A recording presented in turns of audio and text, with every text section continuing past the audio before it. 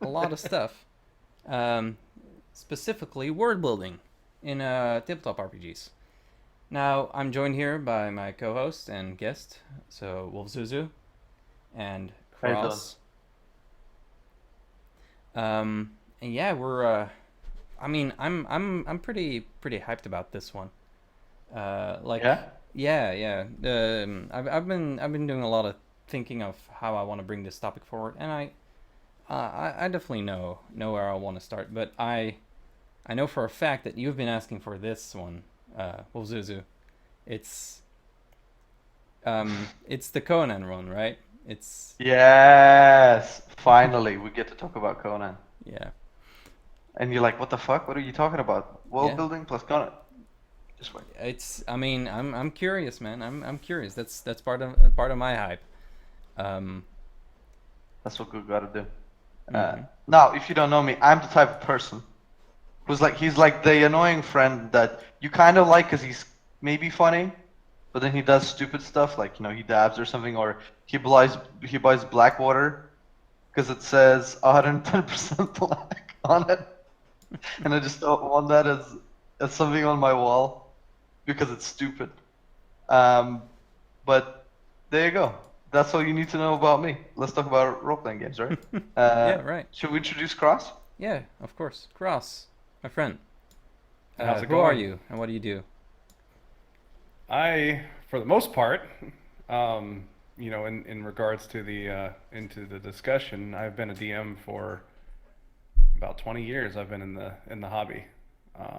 DM'd off and on for most of it.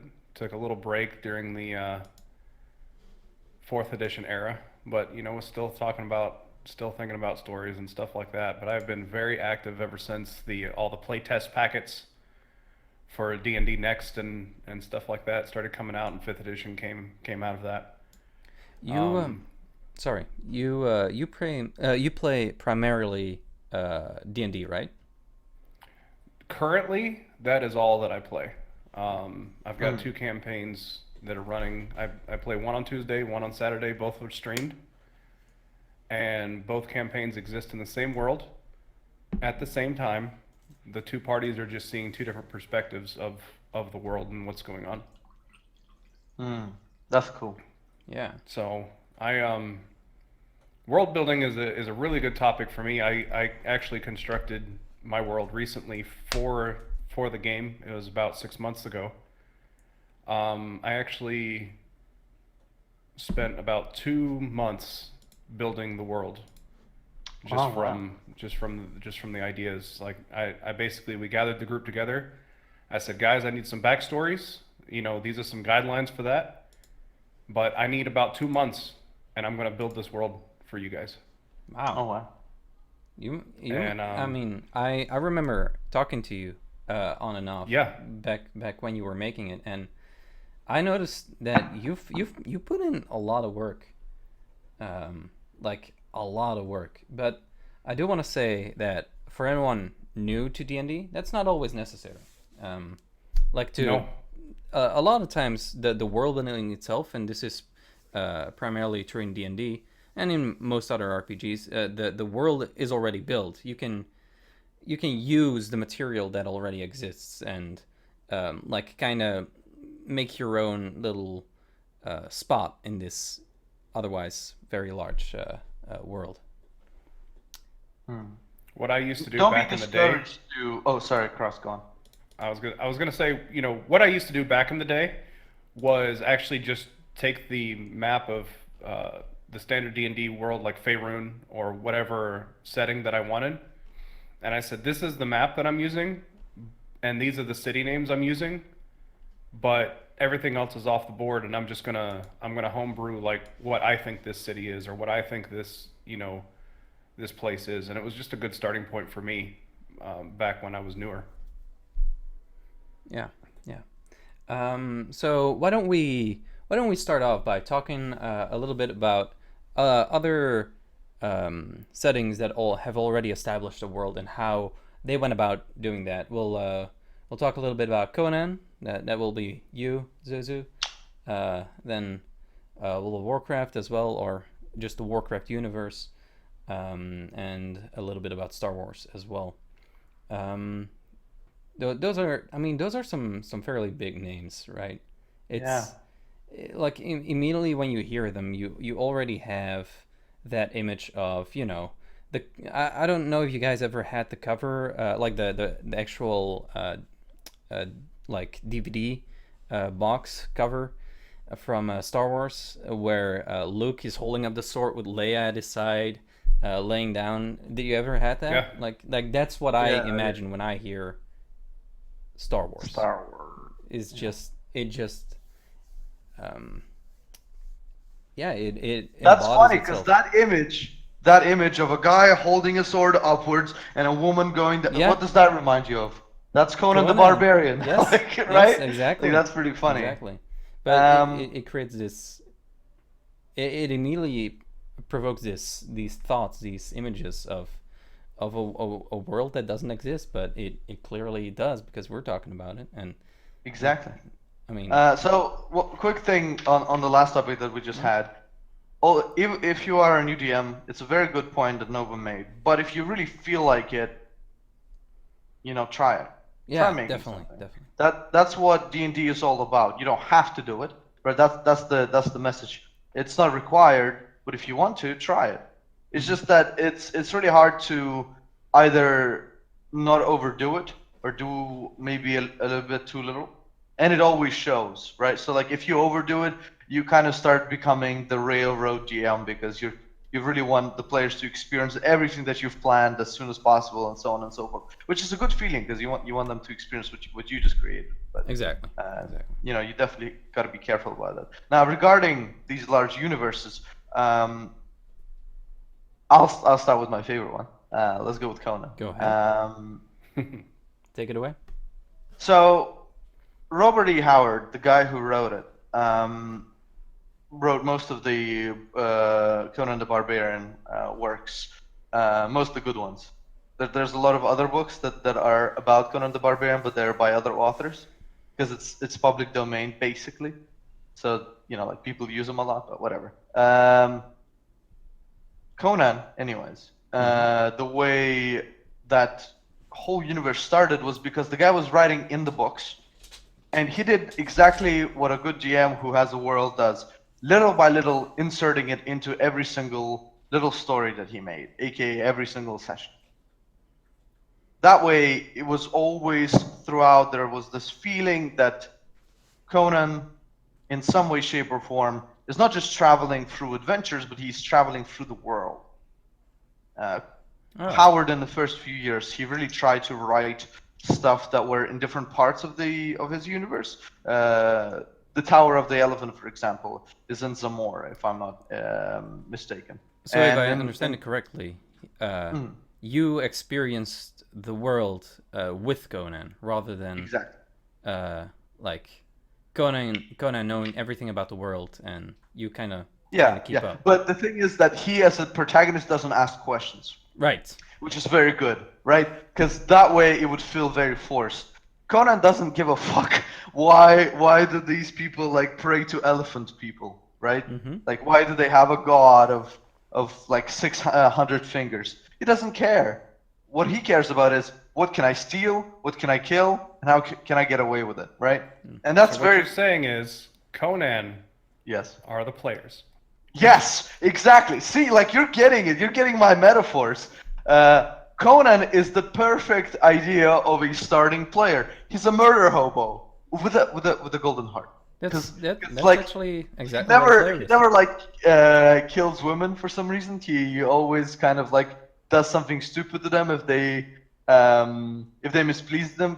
For example, in a story called Rogues in the House, there is a woman who basically we don't see this happen. We just get told that she ratted on him to the guards and he got put into prison.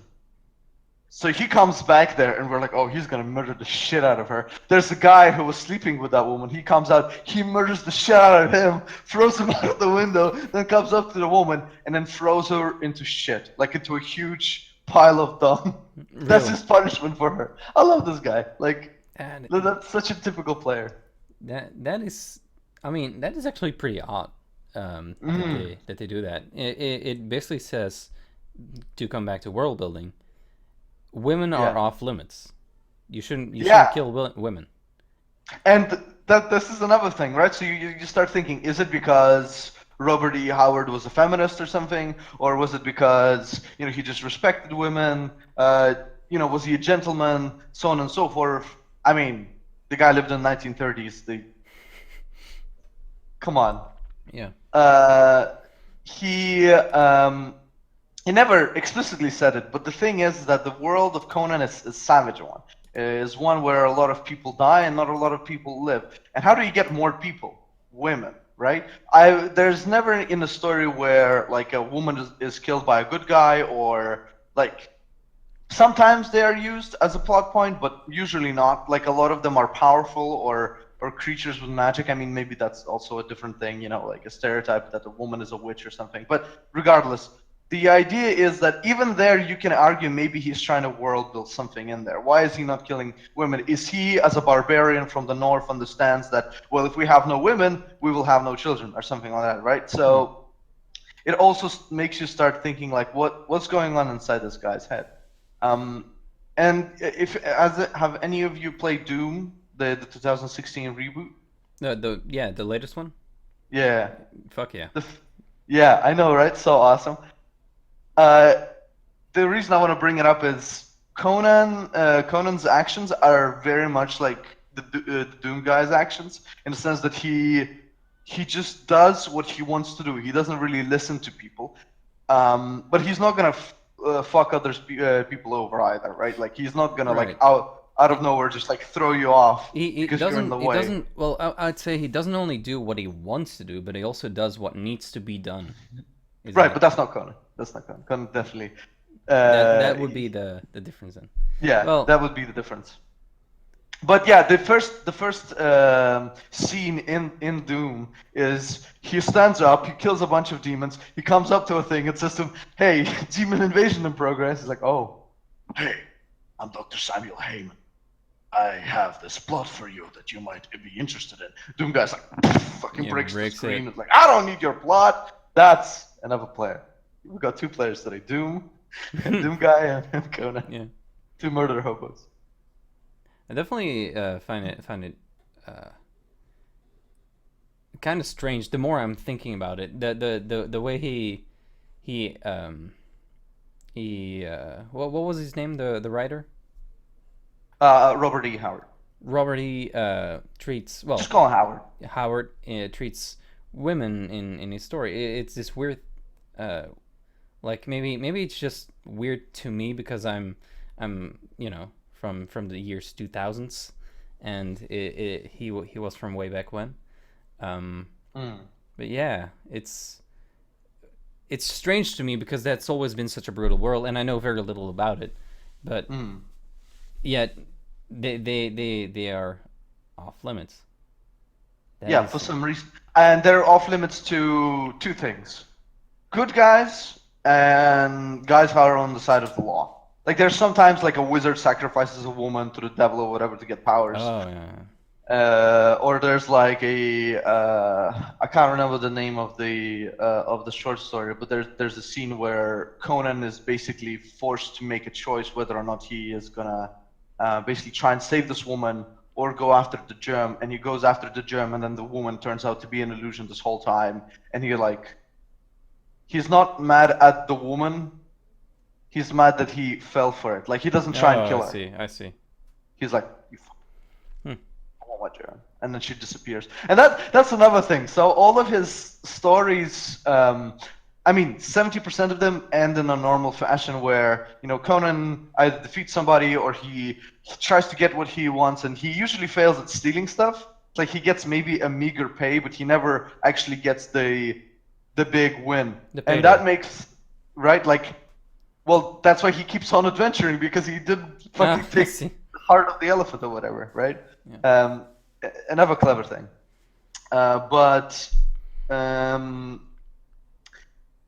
It's just the fact that like some of his stories end on what other writers would probably say cliffhangers, because he leaves out a lot of information, but then he never reveals it or any works on it. Now later, Now that there is are yeah, sorry. yeah. That is actually very interesting and a very strong, element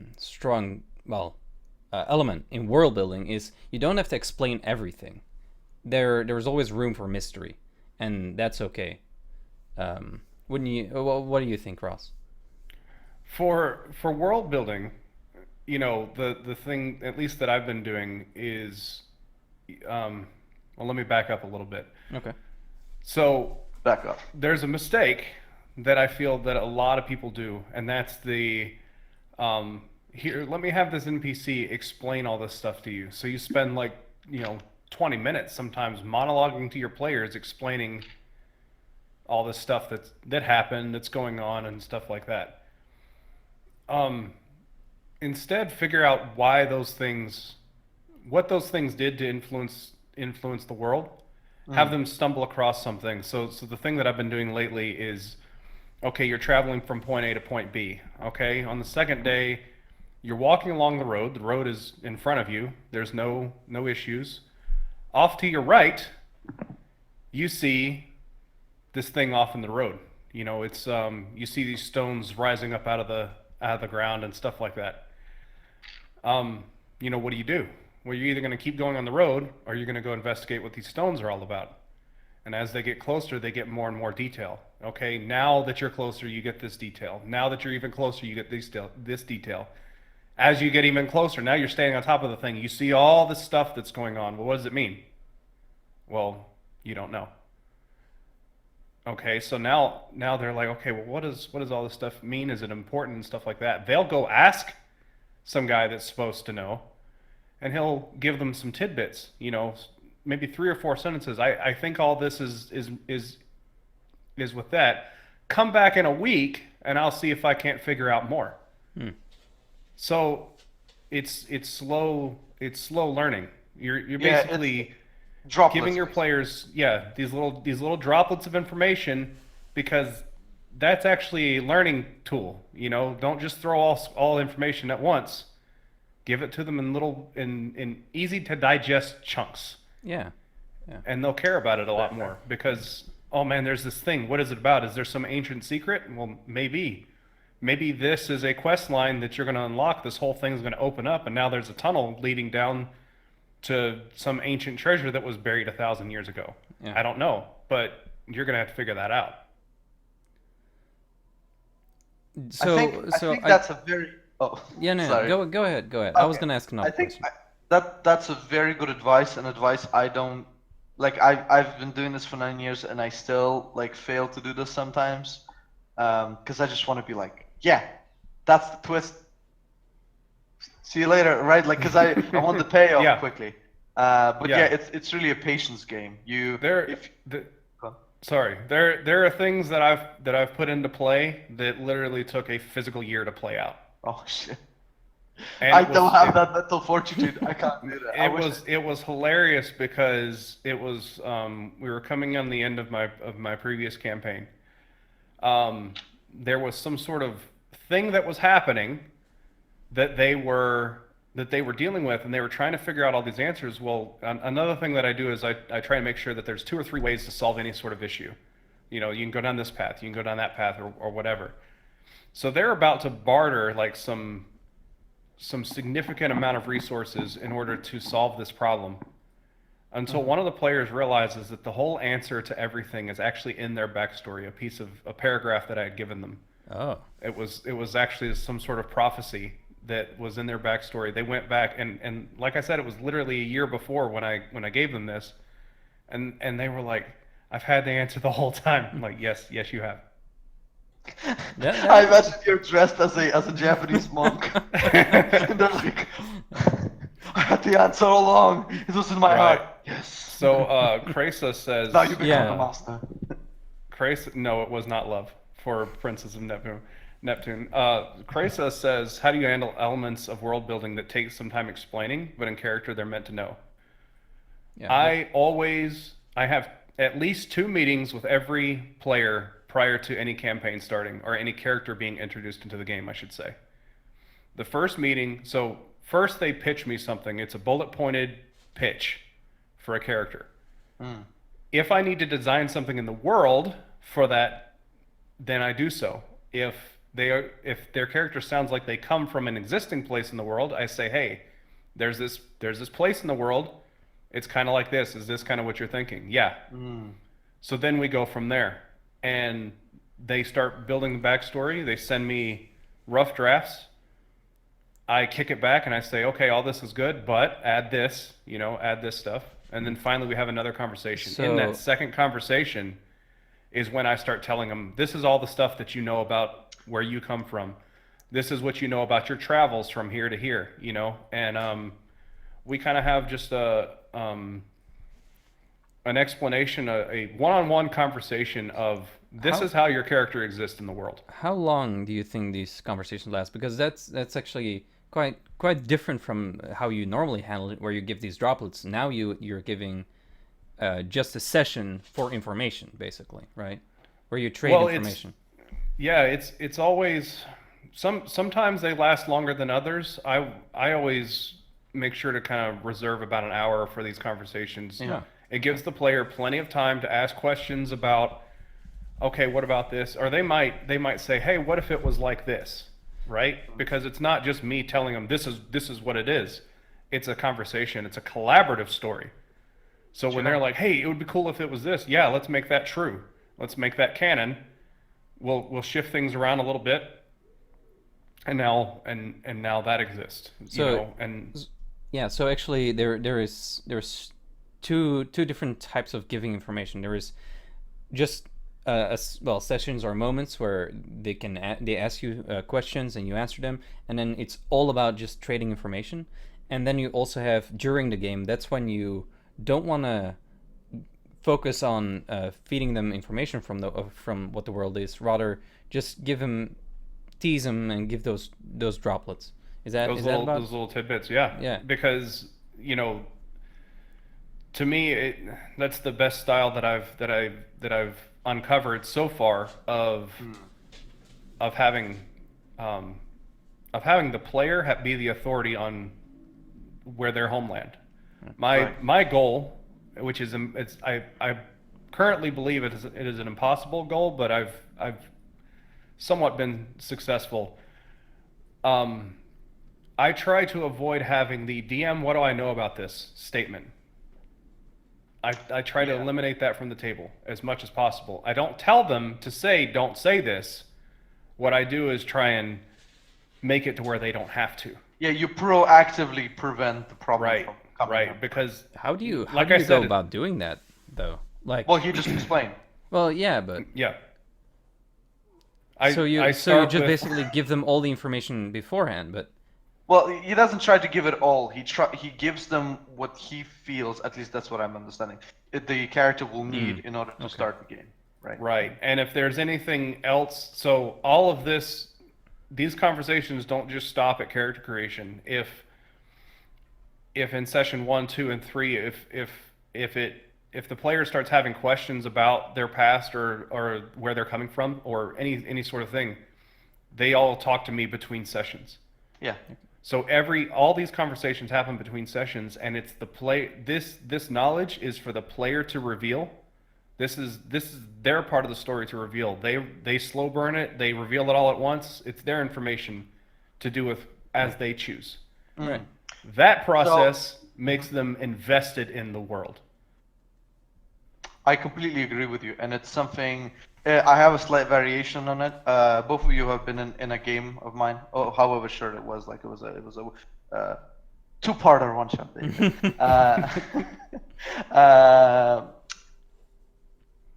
I like giving people choices. So what I do at the beginning is because I usually play online, but I mean it would work just as well offline. Is I bring the information.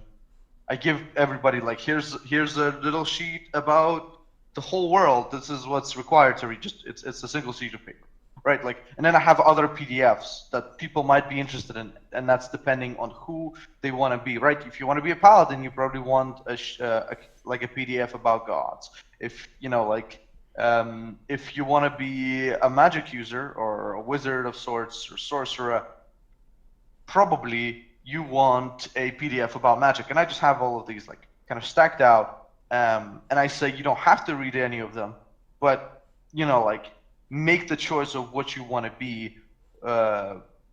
Looking at that, of course, I also talk to them, but that's kind of the second stage. I used to have those like meetings that you do now, Cross, but now it's mostly just texts, and I give them further information, right? If somebody's like, I really Yeah. want to be this race. I was gonna ask, what if they have questions? What do you Yeah, like? exactly. So they, like, so I I have two things. Number one, I probably have a PDF for it, so I just send them the PDF Okay.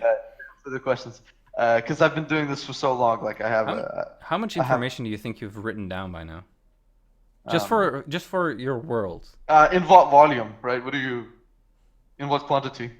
I don't know. In how many pages do you think you've written down? Ah, okay. Well, probably a novel, like Probably novel a page novel. worth. So like Probably a what, novel. three Like hundred fifty? 300, yeah. That's a lot. That's a The lot, fuck am I man. doing? That's a I'm lot. going. I'll see you later. I'm gonna sort my life That's a out. lot. No, yeah. The thing is that when you have that moment when you're one on one with a player, that's a very different chemistry, and I think that's very good, especially if you can do it with every single one of them. But some people are busy, so if you're busy, Yeah. make PDFs. Yeah. Uh, I don't overdo it like me. Go on. I have a question for both of you. Oh my god. Yeah, yeah. Do you use the source that is D&D for your worlds? So what I mean by that is, not necessarily that you take the well, Baldur's Gate and every city from the world. That, like, I know that that's different for you, but do you use the monsters? Do you use the well, maybe the gods? Probably not, but those sort of things. Like, do you take from D&D, or do you change it dramatically? Like, to what extent do you keep it? Because that's the system you're using, right? So, is there any crossover? Um, so for me, I've run my world in 6, 7 systems before. I've run it in 5th edition, I've run it in 2nd edition, I've run it in basic fantasy, I've run it in Savage Worlds, and I think some other one. It was using the Apocalypse World engine where it uses 2d6 to determine Yep. stuff. Anyway, I think when I started, because I started my world in basic fantasy, I took a lot from there to the world. But now that it kind of I have detached it from that place, I don't really feel connected to any system Oh, I really. see.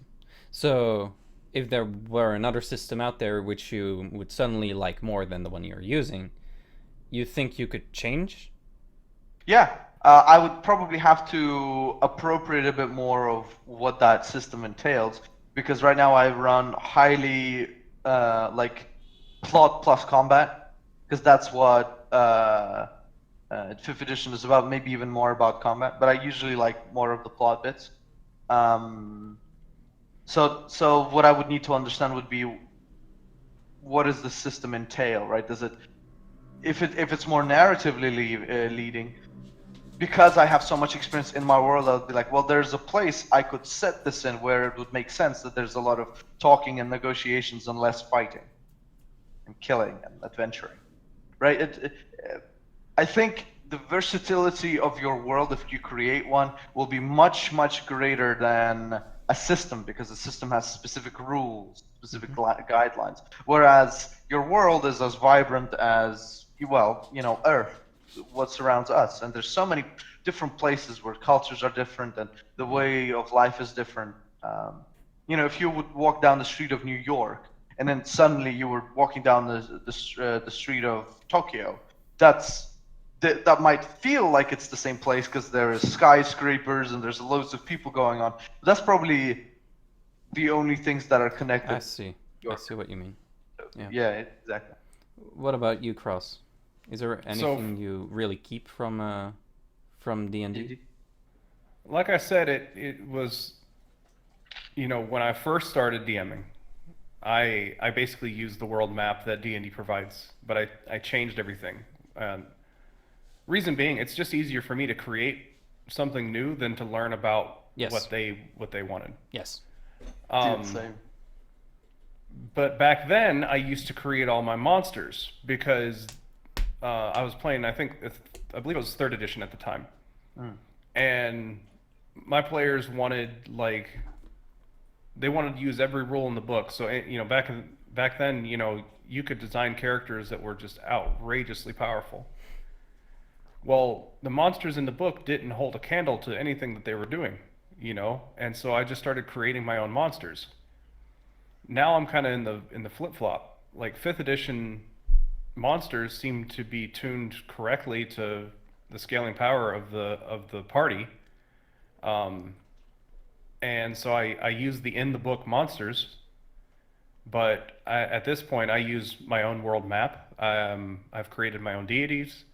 I've actually created this time, for the first time ever, I've created my own cosmology. So like Plane of Fire and all that doesn't exist anymore. But there's storyline behind it because, like I said, it used to exist in my previous worlds. It's the same history. All that lore is, linear as far as my world's concerned. So basically, they don't exist because they got destroyed, and something new came out of it. But yeah, so I don't use any of that stuff anymore. But I use the creatures. I use the creatures that are in the book. I use creatures that used to be in the book back in 2nd edition, back in 3rd edition. Mm-hmm. I use creatures of my own design. I created a pseudo setting. It's more of kind of like what Ravenloft used to be. Ravenloft? And I Haven't heard. Ravenloft was a horror campaign setting for 2nd edition. I don't know I don't know when it fell off the radar, because to me it was like, oh, Ravenloft, it was a standard thing. It's something I should have heard about then. Yeah, it's like Curse of Strahd, the Curse of Strahd book. I don't know if you've paid attention to the modules that came out. Curse of Strahd in 5th edition is set in Barovia, which is a domain within the Ravenloft campaign setting. It's like a whole nother world. Definitely Yeah, something so I'm like gonna have to look up. there is a lot of confusion and stuff about the quote unquote first plane of existence that was canon to D&D. There was a lot of debate. I mean, right now we know that now it's called Mystaria, although it's kind of it's hard because some part of Mystaria feels like other places like Greyhawk that was created for 2nd edition. But anyway, the NTSR, they were trying to create new worlds because they figured out that they could world build for people because some people feel it's different, right? So therefore they created these huge box sets where they would have information about an entire world. There was a Greyhawk, Birthright, Dark Sun, Every single detail. Yeah, and it was basically every detail. It was like a tome about a world somebody traveled and told you, this is all the information I found out, right? And they left a few spots empty, which I think was a good thing. But Ravenloft was That's important in world building, period. Leave areas empty. Yeah, there you mystery. go. Accidental good advice. Yes, that is so important. It's so important. Because some players are gonna come in and they wanna, they want something you don't have, and it's like, well, good, just make it somewhere I don't see. I'm kidding. Or you yourself would feel like, well, I've kind of expanded on everything. I really want this new idea that I to implement, but that means I'm gonna have to retcon something else, right? You don't want that to happen either. If you want a living, breathing world, there's always needs to be a space to grow. And sometimes that means that you have to do a cop-out like me once, where I was like, there's a parallel world that looks exactly like this, and they're invading. It's basically the Star Trek episode. There's gonna be Spock with a mustache. Oh man. Yeah. That actually kind of reminds me of starting out, and the first games that I DM'd was without forethought of what the world was or what it looked like. I just needed a very simplistic map of like 3 cities and like a cave location where my guys could go to adventure, and it was very simplistic. Like think minimal, and then remove everything and keep only the structure. That's what I had, and I wasn't really thinking about coming up with any details for the world. But what I did was I just allowed my players to explore. Uh, Thinking back, I would like to have added like a little bit more, because like a lot of the characters weren't fleshed out, and that's one of the things I'd say. Add a little bit more what? Add just a little bit more flavor to it. Like Okay. give a city more than one important character, right? So what you just said, that process is what I would tell any new DM. I feel like starting out a world, starting out how to start. Where do I start? Yeah. What you just said is what I would tell a new DM. I feel like where you start is based on your experience. Have you have you done world building before? Have you not? If you haven't, do what you just did. You create one town. Here's some things around it. Okay, let's start. Let me get a feel for what I just created. This one town and these little places. Let me get this feel. And then what you just said, if I had it to do over again, I would do more flavor, is what you just said, right? Yes. Well, what's going to happen the next time you build a town? You're going to have more flavor, right? It's, because I felt that I was missing that in the first town. Now I'm going to have more flavor. Well, guess what? You just learned something about your world building style. Yeah. Okay? Exactly. And you didn't. So I think so many times people, they spend so much time like, oh, I need this whole world. I need all these towns. I need all these details. And I need all this stuff. Well, guess what? You don't know anything about what you want. Build your one town. Build one deity. It's true. And like figure it out. Like go, oh man, I really didn't like that in this town, but now it's a thing. But now I'm going to create this other town north of here, and it's not going to have all this crap. Yeah, you gotta crawl before you walk, right? Yeah, like slowly you'll start figuring it out. Well, guess what? In about a year or two, maybe not even that, maybe in 6 months, who knows? That campaign might come to an end, or people might, stuff happens. Campaigns end for various reasons. And then you'll do essentially what I did and go, I don't want this world anymore. Like, I'm just going to brush that to the side. Yeah, just nuke it. Just Let me press the create- red button. Yeah, now I'm going to create this new world, and it's gonna have all the things that I again think that I want. But guess what? I'm wrong again. And this was the process that I went through. It was just like, oh man, I really screwed this up. So I think that brings me to another point. There is no such thing as the perfect world, and no. a lot of times when you're new, you want to create this perfect world that doesn't exist. You're always gonna run into this. Maybe like if you do it a lot, maybe some story elements that don't make any sense. Like, why would the Death Star have like this opening that would lead straight down into the core? Like, does that make sense? Not really. Like, I don't know. Put a grate they in front of explain it. that. They explained that in a later movie.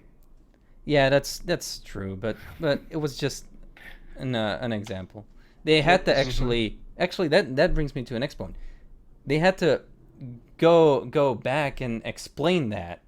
Yep, they did. In another movie. I'm just saying, it wasn't perfect. They tried to fix it, but there's still a lot of problems. It's quite interesting. Sorry, go on. Yeah, Wolfzuzu, oh god. Hey, can you guys switch? Well. You guys switch places. Hey man. How you Cross, doing? can you turn off your webcam and then turn it back on? That way you'll switch back again. I hope.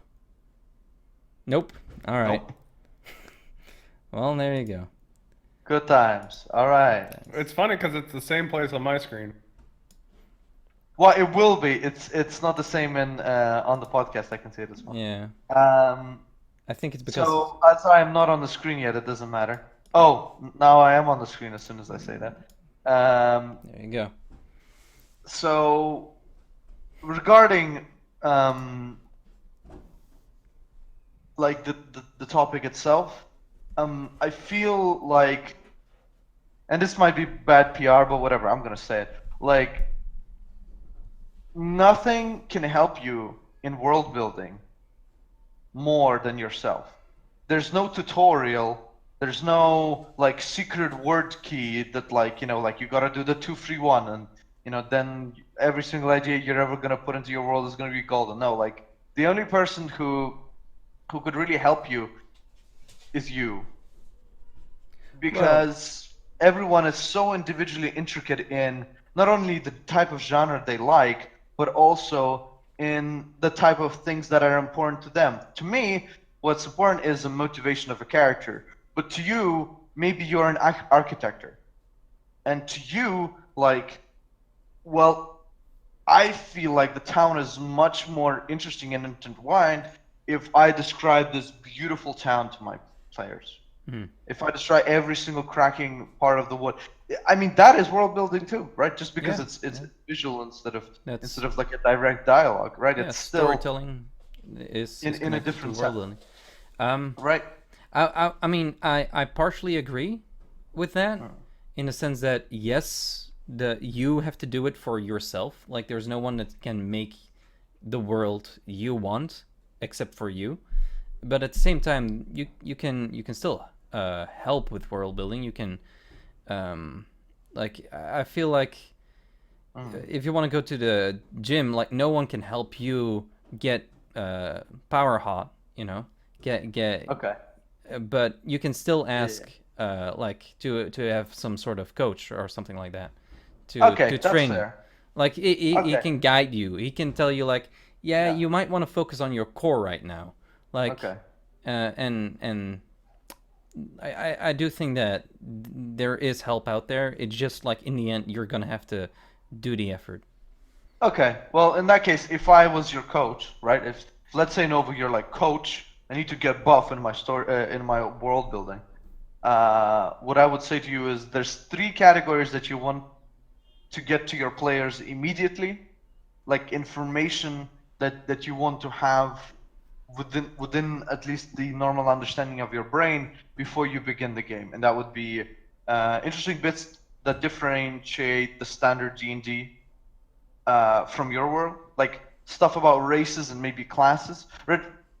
Because those players will be immediately interacting with that stuff as they create a character. One cannot create a character without a class or a race, unfortunately.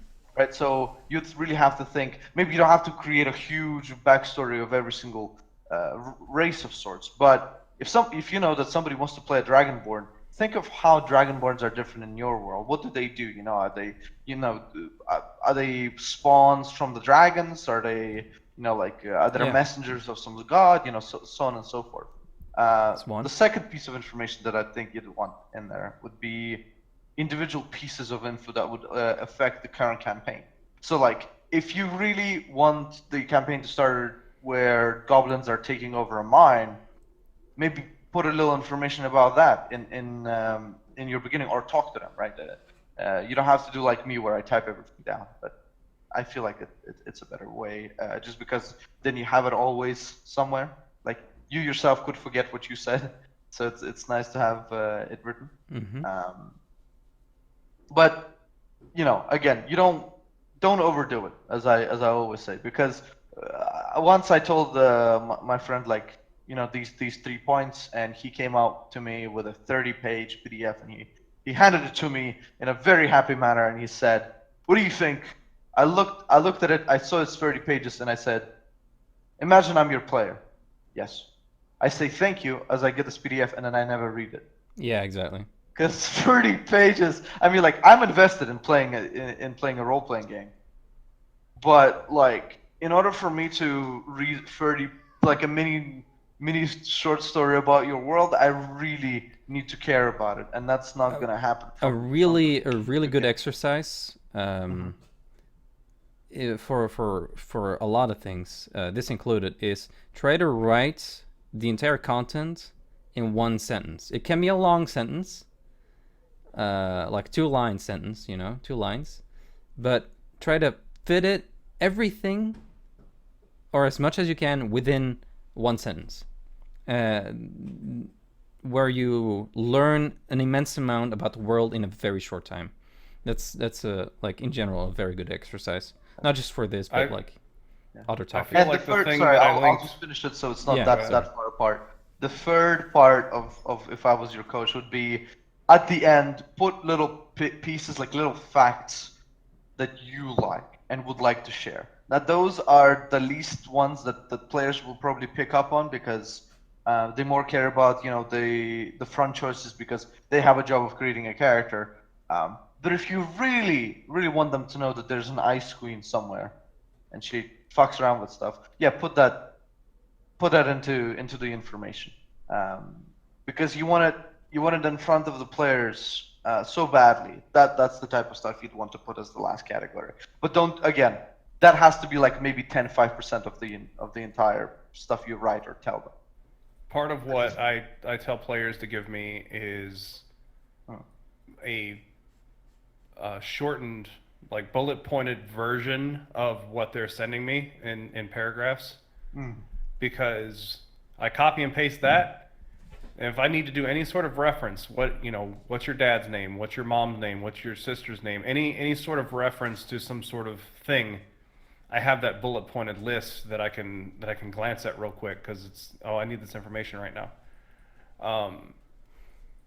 So I have one of my players in my Saturday game, their backstory has gotten up to 10K words or more. It's more. Jesus. But it all started as a few paragraphs, and it's just been adding layers upon layers of information. Now I haven't read the whole thing, but I know her backstory because we went through the broad strokes of it. And then the rest of it is sort of, again, it's her information to reveal and things like that. Letting go, part of world building within the context of D&D is that it's not just your world. Yeah. Yeah. It's not. Not as soon as you give it to the players, not anymore. Yeah. I have 13. No, I have 12. I have 12 players with 13 characters total between both campaigns. Okay, it is as much their playground as it is mine, and I feel that too often DMs try to hold on to the reins of this is my world, and refuse to give up that creative control. And I believe that is part of the reason why we have such a players have such a reputation, if you will, of, man, my players won't invest into my world. I don't understand why. Well, what have you allowed them to create in it? Well, but my world has all this. What have they created in it? Yeah. Are you too busy telling them about your world, or are you letting them get invested in it as well? Yeah. I'm gonna comment on that, and then I want to get to Lady Kuonji's question in chat. Sure.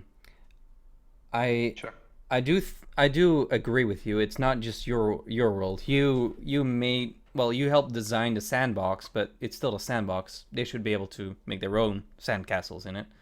We learn to share as kids. Exactly. Or you're like me and you buy your own sandbox and you're like, sure. No, it's Wait. fine. Get out of here. Get out of here.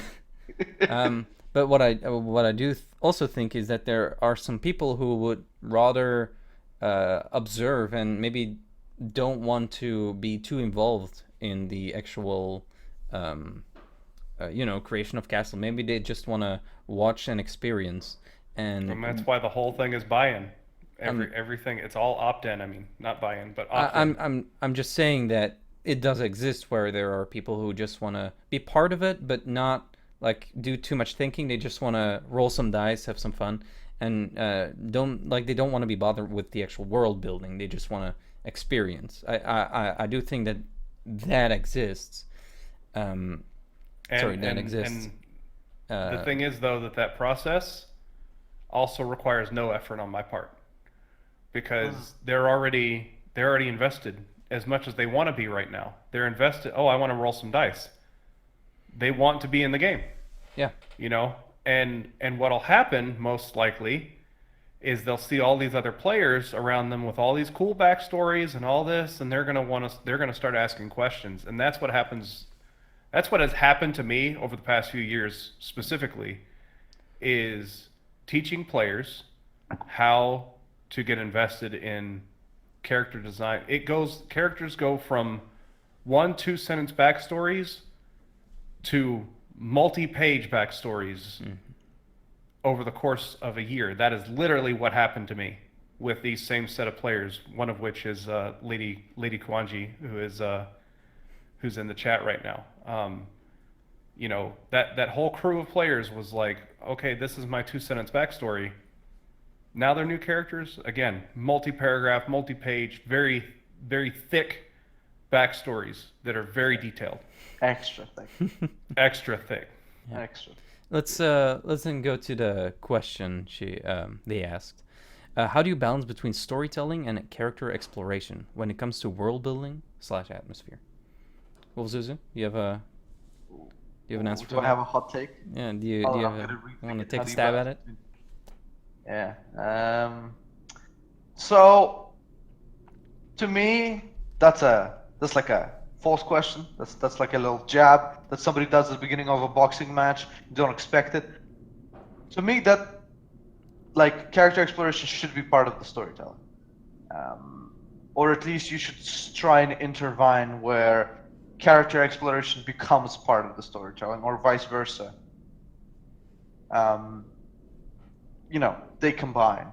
But whenever you're working on a world and you're building an atmosphere, there has to be an understanding that the players are not just gonna create a one-dimensional single cell that you can predict. And sometimes character explorations come from unexpected places, unwarranted places, and my best advice is when something so unexpected happens is let go and see what happens, because a lot of people get kind of scared when things go off the rail, and when characters make what feels to them like a stupid they feel like it's a mistake or some sort or something, or that they make a suboptimal choice. And I'm not talking just about the GM. I'm talking about everybody at the session. So many times I have it where a player is like, "No, I'm gonna rush the dragon," and everyone's like, "You're a fucking idiot! What the fuck are you doing? You're a wizard! Oh my god! Like your AC is 9." And he's like, "Yeah, but I'm just gonna do it," and I'm like, "Yeah, because that's what his character wants to do. Because Exactly. that's the character that is him in inside combat in a fight, exploring his character, like creating an atmosphere around him. When you see a guy wearing just a robe shouting fireball as he runs up to a dragon, you know, like that's a brave guy, right? You don't think at that moment, what a stupid idiot, right? Because you're so in awe. You might, right? Maybe your character, that's how they feel. But then everybody at the table who's a player, for some reason, always thinks that they're an idiot, instead of like trying to see it from their perspective. Well, now you're starting to look at the different types of players at a table, right? Because Right. there are players who think of it as a strategic combat game and wanna have the best possible battles and wanna play it very tactically and very smart. But you also have players that just want to play their character and think, what will my character do? What will my character do at this point right now? Cross, you're raising your hand. You wanna? No, he was like, I'm all me. those things. You're Yeah, all exactly. those things. Well, there you go. And I'm it's all very those important things. to, as a GM, I think it's very important to be all those things, because you have to enjoy both the combat, the narrative, everything, because you're always a part of it, unfortunately or fortunately. I mean, if you choose to be a DM, I think it's fortunately, right? Like, I think you want that. Sometimes you want to lay back, you know, because you're seeing that there's like two players are really having a very good character develop between them two, and then there's a fucking NPC you stuck in there. Like at the beginning of that conversation, that's like, I just want to say nothing, but the NPC is gonna say something. But I really want these players to. But then you don't want to break the world by like, you know what? This guy just stops talking to you, right? And he just walks off, so you can have this moment. Sometimes it's a blessing and a curse to be everything. Right. Coming back to the question. Sure. If I would, as you just taught me, put it all in one sentence. The way I would answer your question in, a little paragraph, a short one. The balance in creating a world or atmosphere is the fact that the storytelling itself and the character exploration are parts of it, and the balance is set by the fact of what the players do. So you yourself have to create an environment where it's possible. In my opinion, the rest is up to the players. If they want more character exploration, that's what they do. If they want more storytelling, they go out and they, they find the items and stuff like that. I feel like the only true balance that I can struck is what the players enjoy, and who knows who better than the players. I was gonna say something similar, where I think that balance is not always the same. It depends on who you're playing with. But it always does, doesn't it? It's it does. It really does. Like that balance.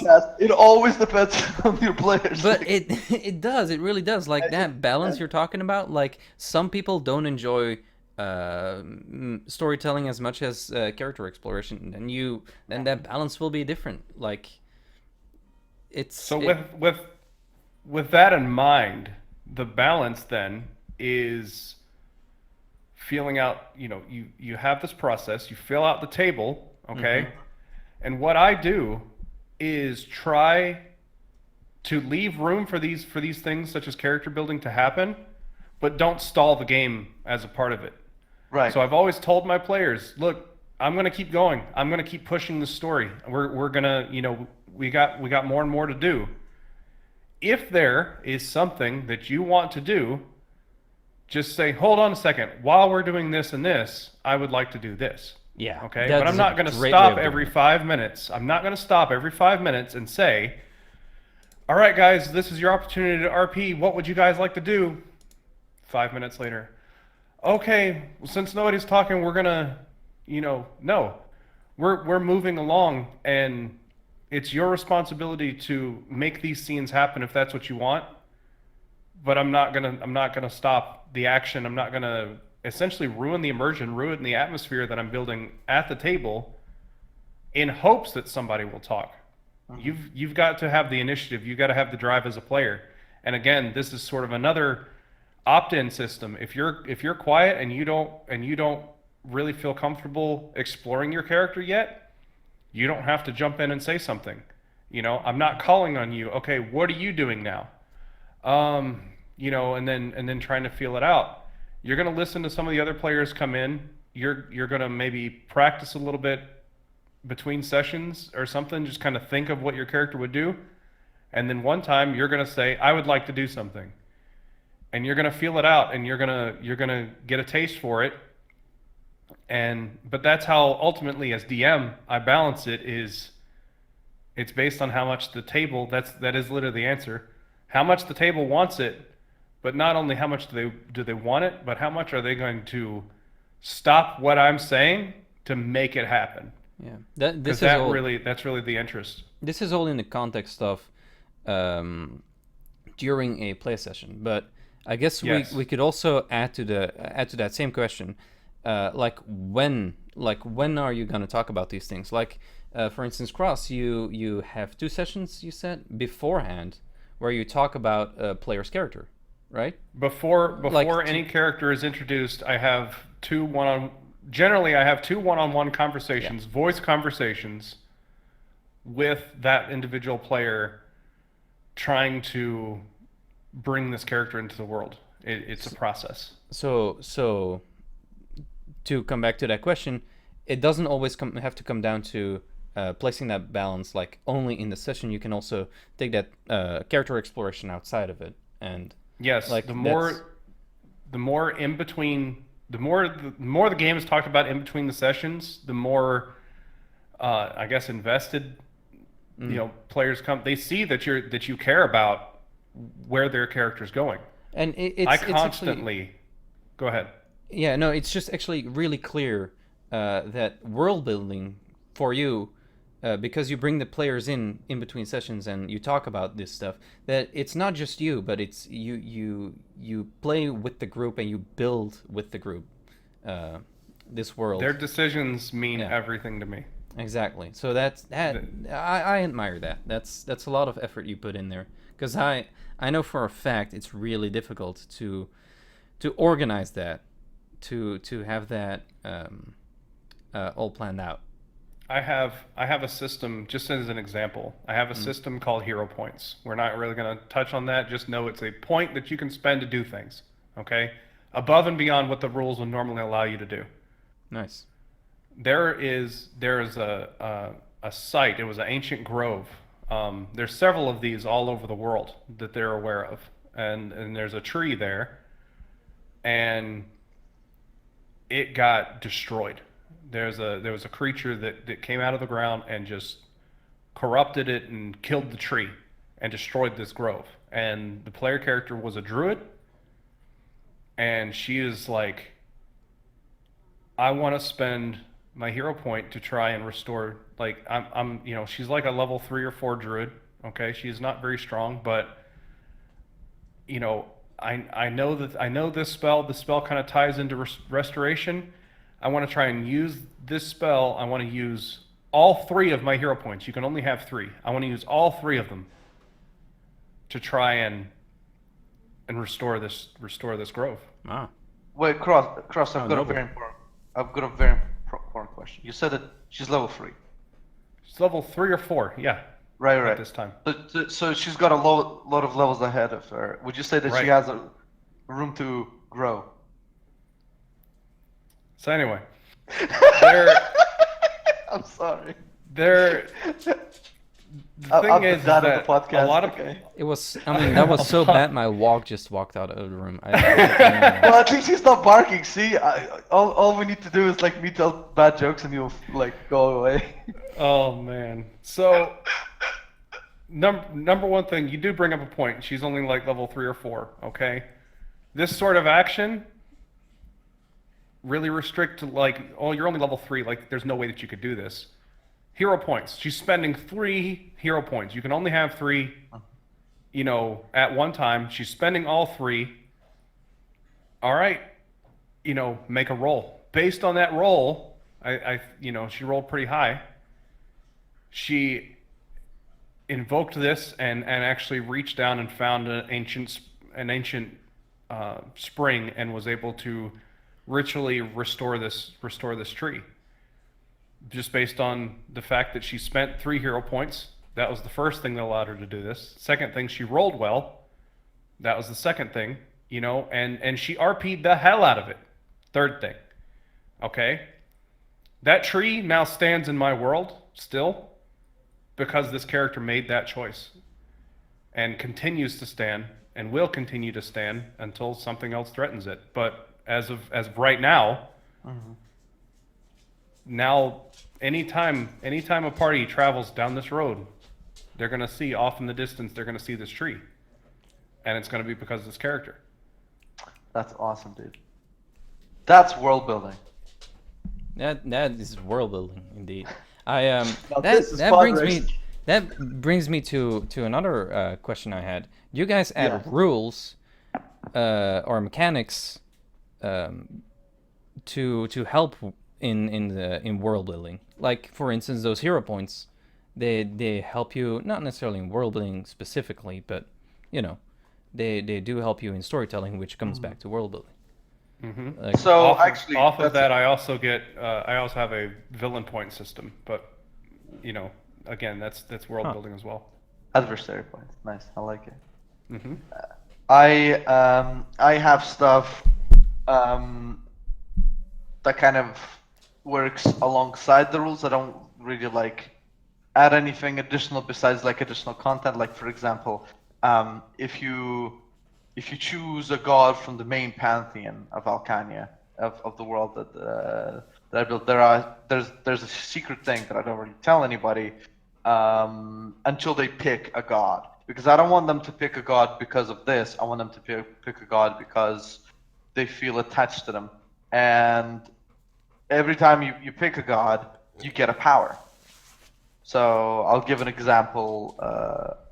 I made up one. What if one of my players watches this and Yeah, exactly. find out?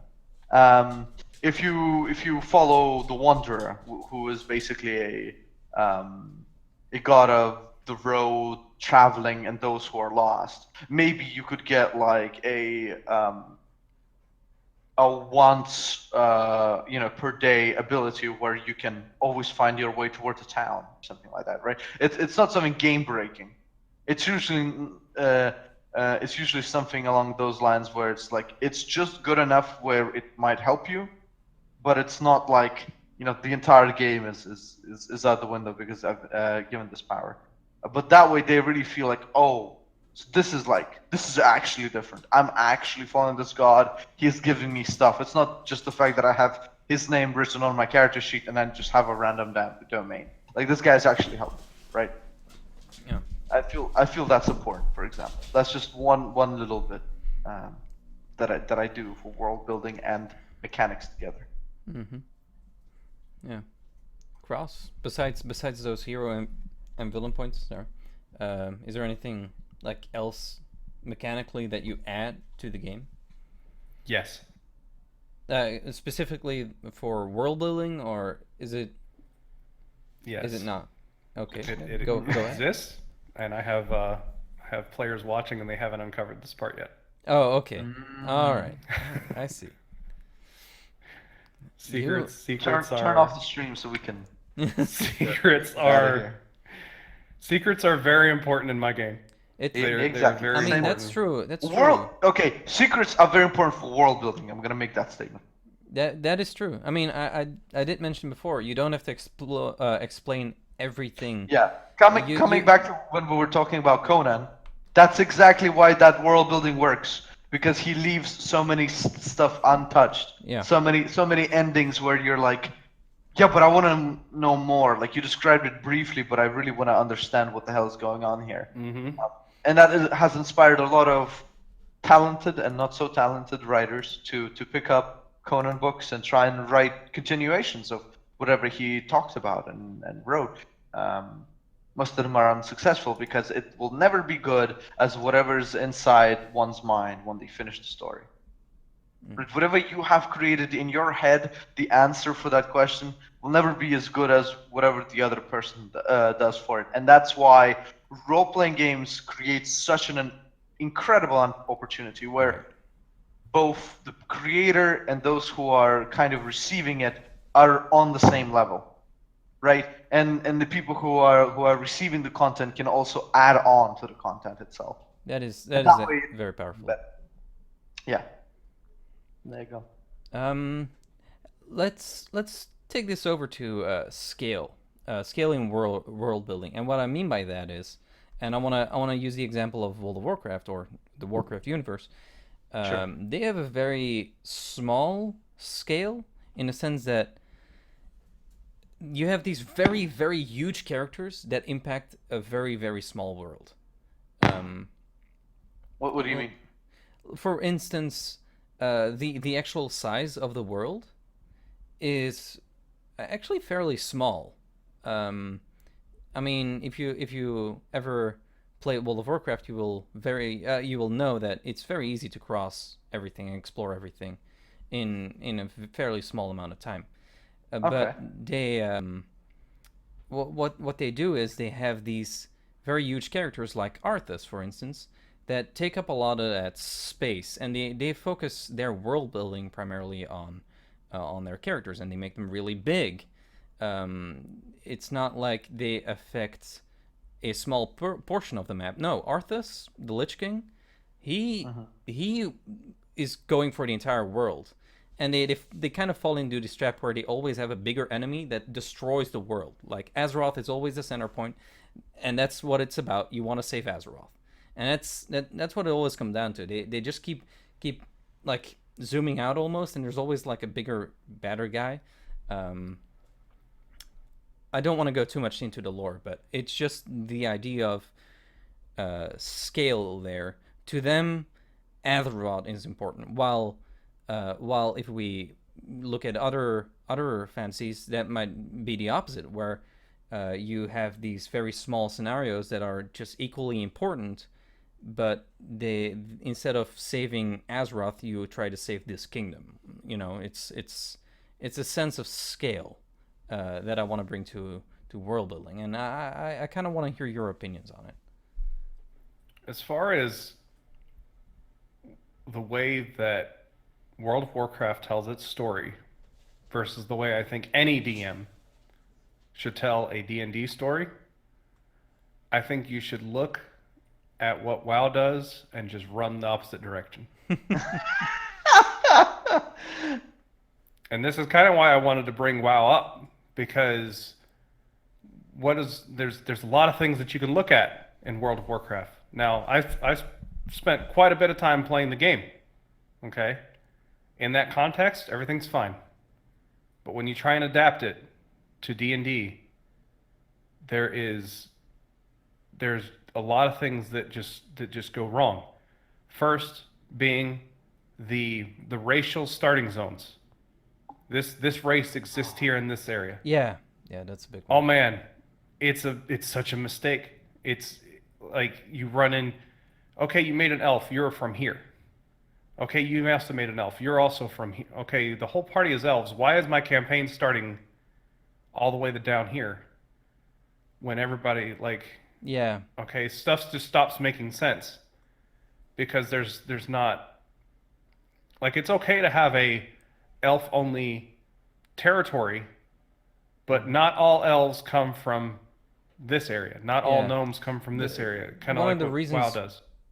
WoW does that is because their lore is very heavily integrated into their mechanics. If you start Yeah. with a new character, they want to give you a character with the atmosphere and the theme that is that race. That is, like, if you're a night elf, you will start in this half open tree. Like, I don't know, it's like this huge Right. tree you start in, and everything is magical and druidy, and then you start in that theme.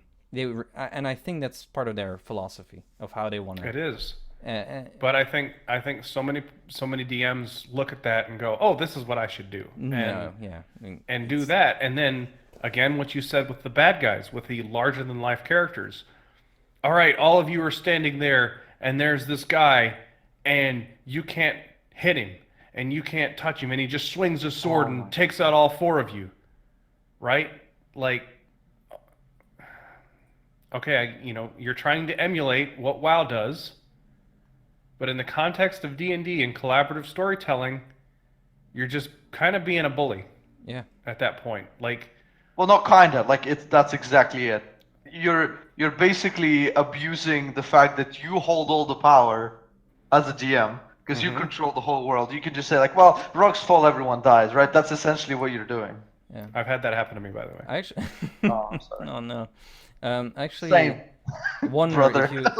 I actually wonder to what degree can you call WoW, as we know it now, a a roleplay game? Like, because it's like, are you really role playing? You are playing a role, dude. Like Yeah. that's undeniable. damage, tank, or healer. That's the role. No, you don't understand. I mean, you can take No, it that I way. know but what the you people- mean, but I'm saying that Yeah, as a yeah, response. no, I like it. I like it. I like that. I mean, there's RP servers from what I know of WoW where people Yeah, take it.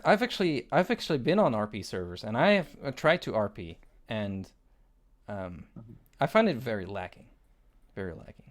Yeah, I mean, Here, yeah. Go on. as far as even now, we can also take this another step further. I don't think that World of Warcraft is a good way of showcasing characters. Everything about World of Warcraft, its cinematics, its story, everything is all based on their characters.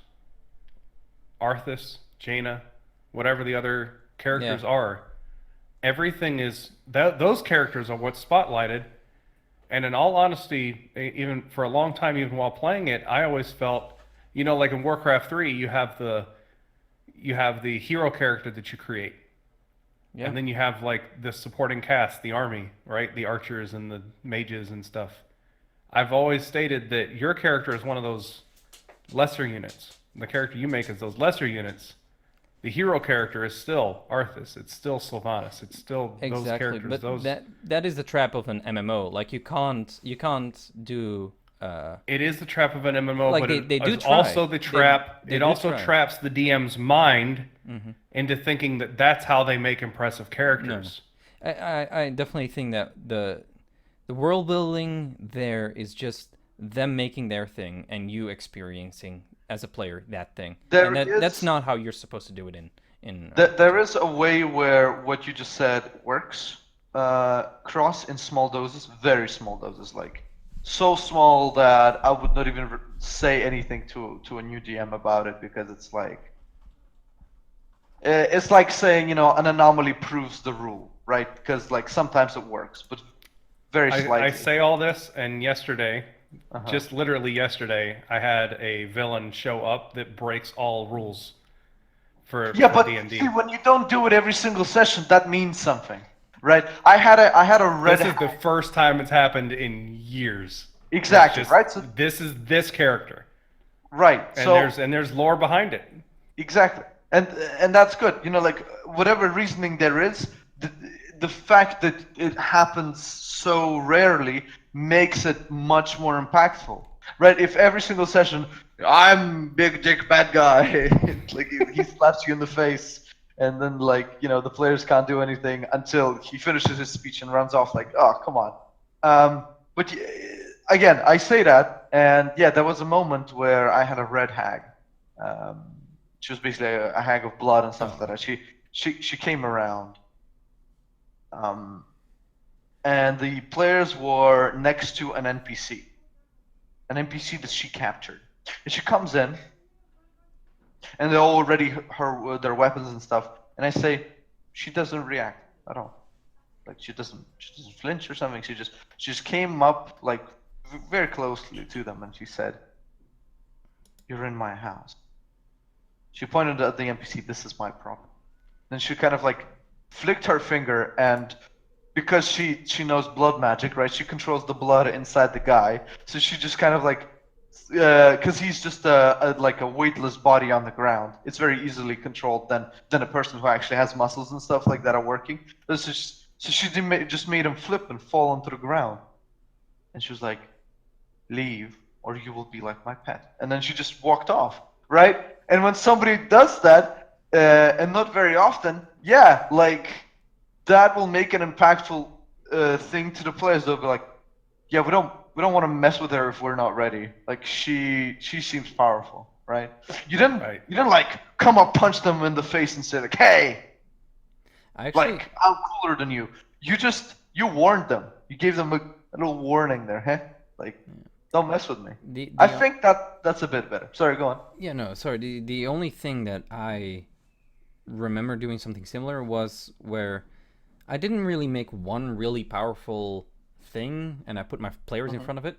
I just like they had to approach a king. They were not sure what was going on. They didn't understand the context. They were actually going through trials, and they were supposed to give him something that was given to them. It was fairly obvious he was asking for it, but it was one of those moments where the players were unsure what to do currently because there was this like stone dwarven army. Well, I say army.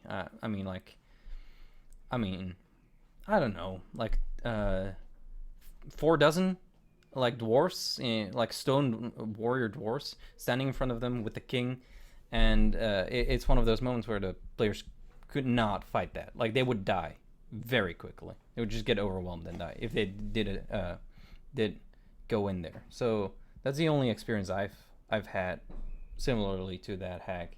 Like it's something you don't want to bring up too often. Definitely. It's very true. I mean, not much to add there. I think we really Yeah. hit the nail on the head there. Yeah. So, Straight past and a goal. um, For all you football fans that are listening to this podcast. Should we go down the list that we have in the yeah, sure. Sure, I'm actually looking at that, and I guess we haven't really talked about religion and culture as much, like how you start with that. And Yeah, sure. one thing before we engage that topic, do you think it's always necessary to have religion? Sorry, to have actual gods, not No. religion, because there's a difference. There's a difference because religion is a very natural occurrence, but actual gods that actually do a thing. Nope. Yes. Okay, here we go. I'd like to hear some arguments from both of you.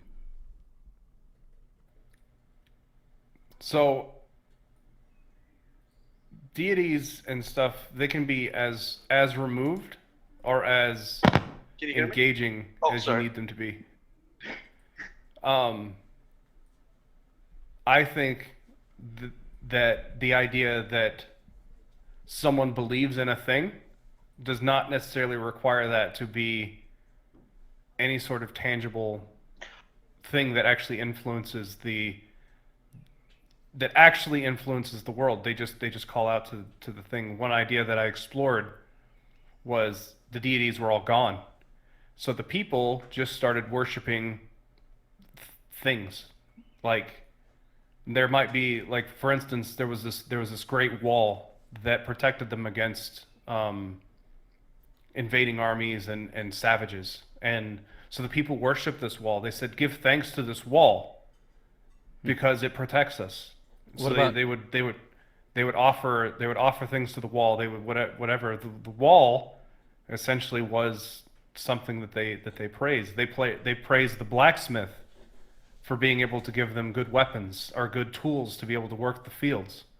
They look towards the field and says, "Please give me a good crop this year," But that had nothing to do with deities. That was just Well- the way that they gave thanks to the things that were around the world. Well, what if they made up their own deity that wouldn't actually exist, but they would worship it? Like, for instance, I don't know, the Greeks, they had Thor and whatnot.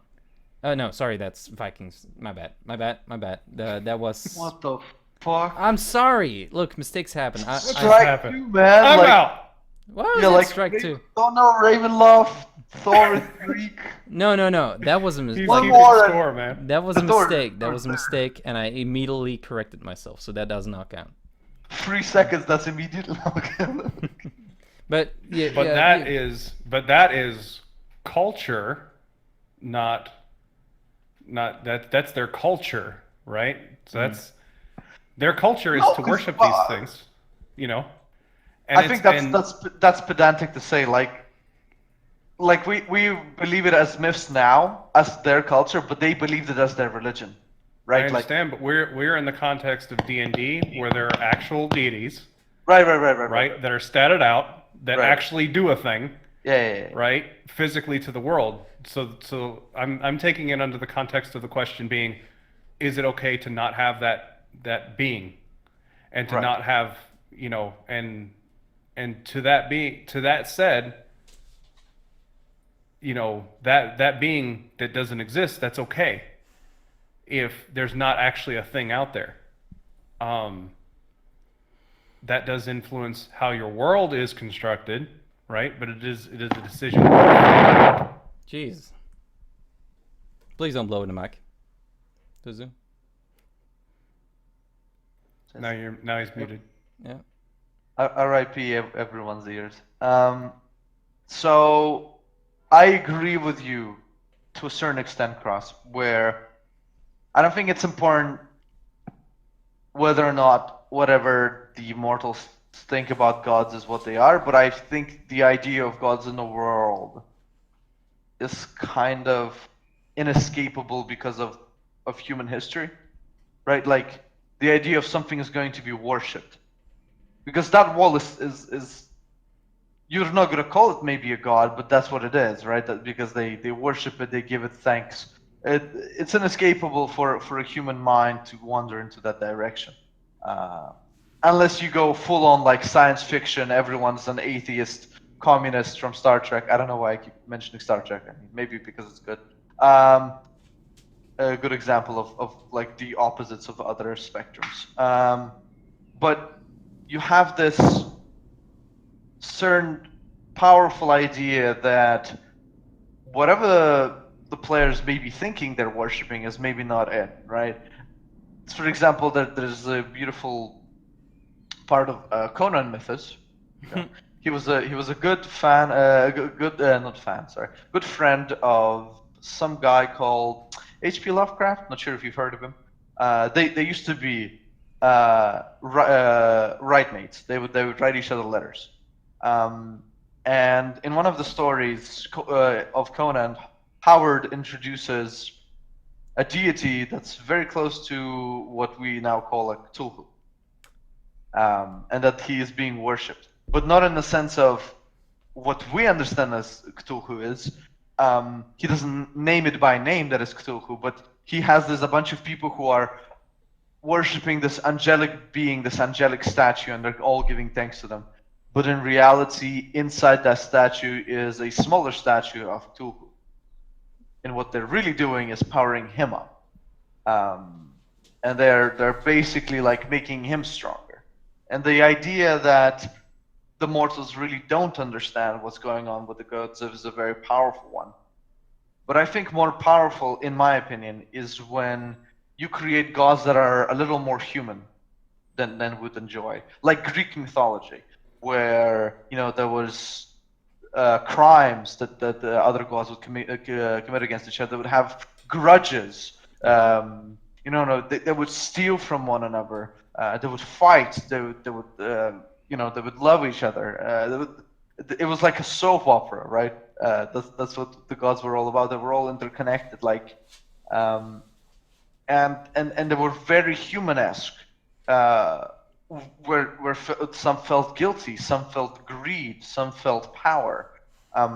If you look at today's religions, God is an idea of omnipotence and complete utter, not anti-humanity, but a human, where it's no longer at the pedestal of where we are, it's above us. God is better than us. He's the one who created us, and such, so on and so forth. Whereas, if you look back at the myths, most of the time, the gods are as flawed as the humans are, and that's much more interesting to explore, in my opinion. Yeah, but I might have missed the answer there, but I don't. What I asked was, do you think it's necessary to actually have deities that actually do a thing, or is it Yes. okay?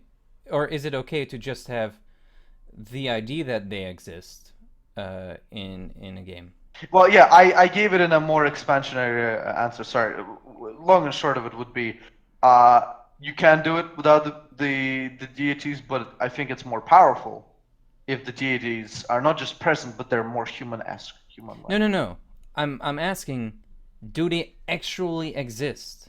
Like, do they actually have to exist? Where those mythos actually do a thing, right? Where there is actually in your game there is actually a god that it comes down and can interact with the world, or is it?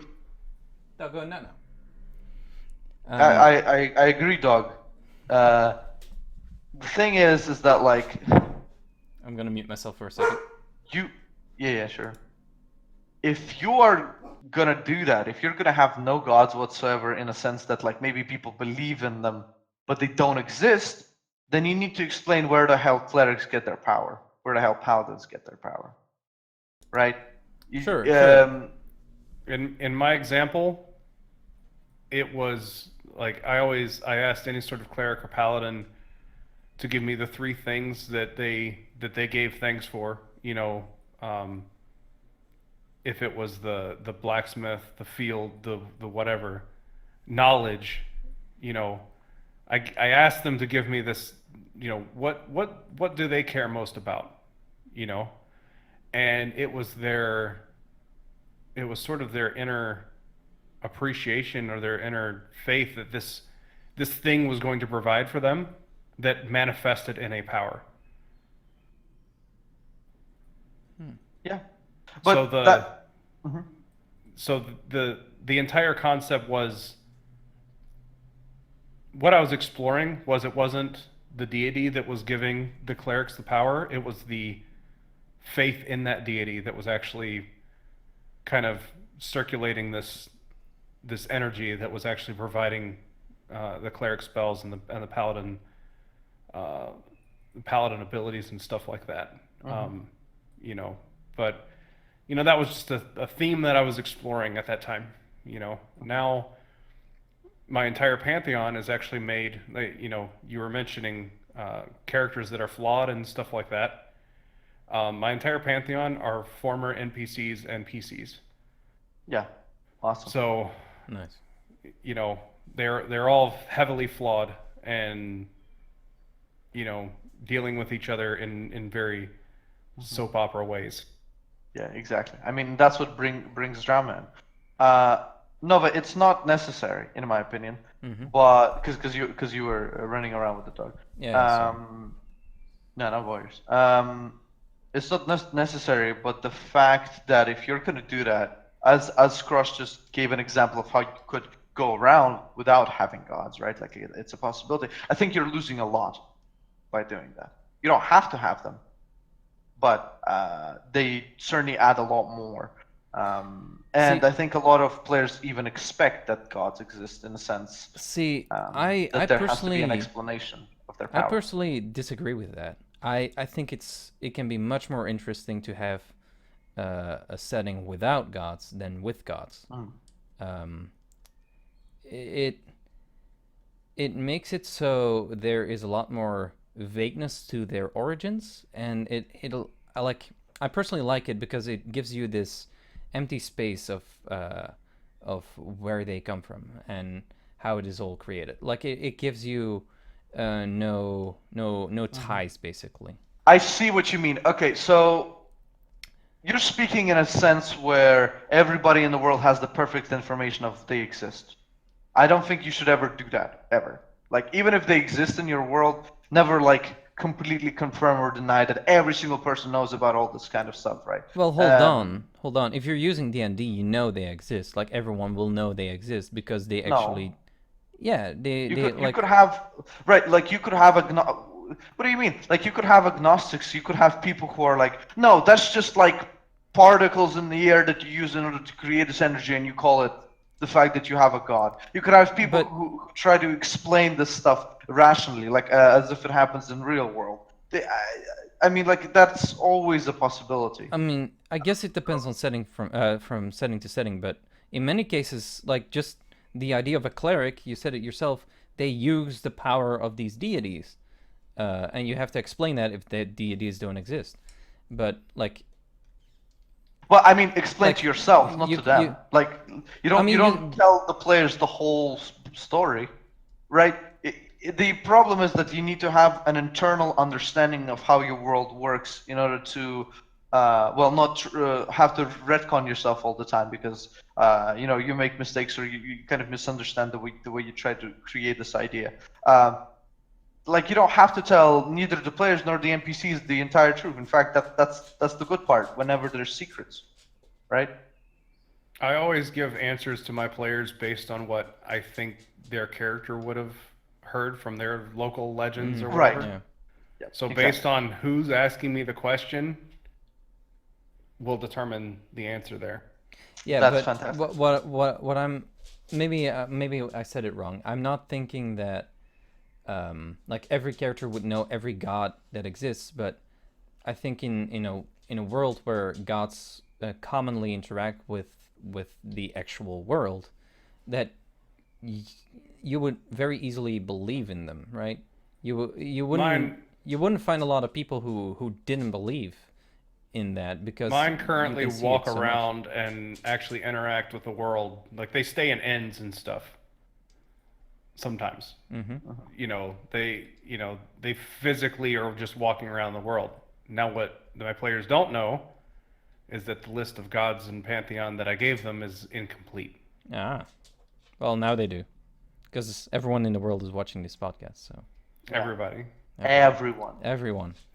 It's They like also know it's like that the when new I- Smash Brothers. Everyone is here. Sorry. 7 They billion also know viewers, that man. when I finally reveal interesting information like that, that it's kind of like Easter eggs and stuff like that. Yeah. And then they'll go into their little private chats and start chattering and trying to figure out what have they missed. They have, like, you've driven them insane. They come back home, they have this huge fucking wallpaper. They're like With all the putting pins wires. and it's like, what does he mean? Where is this god? And there's like a huge question mark. There's a guy rocking like back and forth because he's just trying to get it.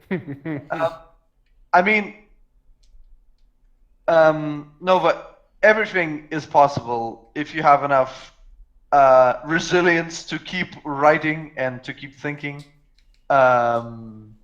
Like, for example, I would say that there's like an entire island, for example, where nobody even heard of gods or like even cares about them, and they have clerics, right? How do those clerics ever even happen upon their powers? Well, these guys believe it's because they were destined for it because their ancestors gave it to them. And they Wait. have these totems that they do rituals to, but they don't think of it as religion, right? They think of it as a ritualistic cultural dynasty that they possess.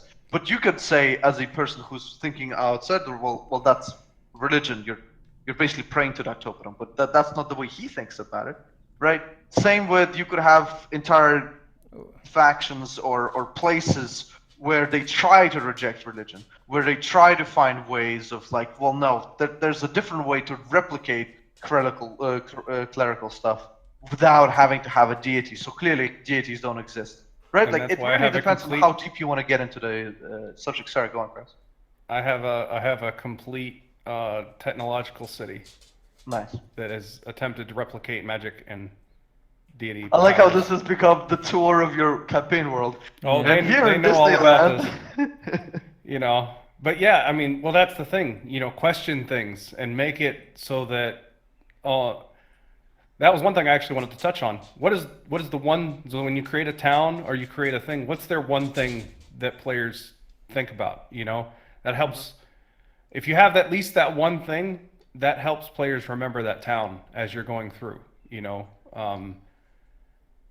one town, I had the Foundry, which is this massive area where there's like 20 blacksmiths all working at once, and they can create anything in like a very short period of time. So if you need something made very quickly, you go, oh, we got to go here because that's where they're going to get it made quickly. A whole suit of plate mail done in a day here. That's the one thing that made that town stand out. One thing after another, certain cities become their own ecosystems. But yeah, the whole concept of, okay, what would happen if somebody didn't have magic or clerical powers, right? Because that's the rest of the world. But what would happen if they didn't? How would they survive, right? Well, then I was like, well, they're going to start looking into technology. Well, why can't they cast powers, and what are they going to do if somebody can? They're going to blanket themselves in an anti-magic field. So, yeah, I mean, that's really the thing, but it creates a different way of essentially flavoring a spell. What would their magic missile look like? What would their ray of frost look like? Yeah. What would their fly look like? So you start developing mechanically, right? They're the exact same as a D&D spell, as a D&D class, mechanically. But from a flavor standpoint and from a lore standpoint, they're doing something entirely different. Yeah, I mean, I understand what you guys are saying, but I still think that even if you are looking for other ways to mimic these spells that these clerics are casting, like, I feel like in a world where you can see clear evidence of gods and their interaction constantly, like, that there would be a general consensus that they exist. I mean, I'm also trying to think of that example you gave me of this island where they never heard of gods, and there are clerics with those powers. Like, I like specifically to D&D. Then, I thought you had to believe No. and worship in order to get the powers. Is that wrong? No, not. Well, I know for a fact, especially not for paladins. Paladins just can believe in the idea of fifth edition. Before then, yes, it was directly connected that you had to have a god and that you had to have an idea that you were in righteous power. But now, for some reason, a paladin can be a chaotic evil character, which completely makes no sense to me because I played It all makes three perfect editions. sense. No, what's wrong with you? So it's more so right now it's more of a pool of energy like this Yeah, yeah, deity yeah. has that anyone can draw from. Well, not The anyone, right? So you can flavor it as, it's the spirits of the forests, or it's my brother But who's then very then powerful. they I don't know. like they would always believe because of this unexplainable thing that Well, gods are it's, real or that there is something greater than themselves that is creating it, right? They would I mean, that's religion in itself. Even if you believe in luck or fortune or that idea that there's things that are controlling your life instead of you, that's kind of religion still, because you're like, well, that's the you how the universe works, I guess, you right? can also look towards other things. Look at the outward view of kind of like what monks and stuff, they train their bodies to the point where their touch can heal wounds and stuff like that, or they walk on hot coals.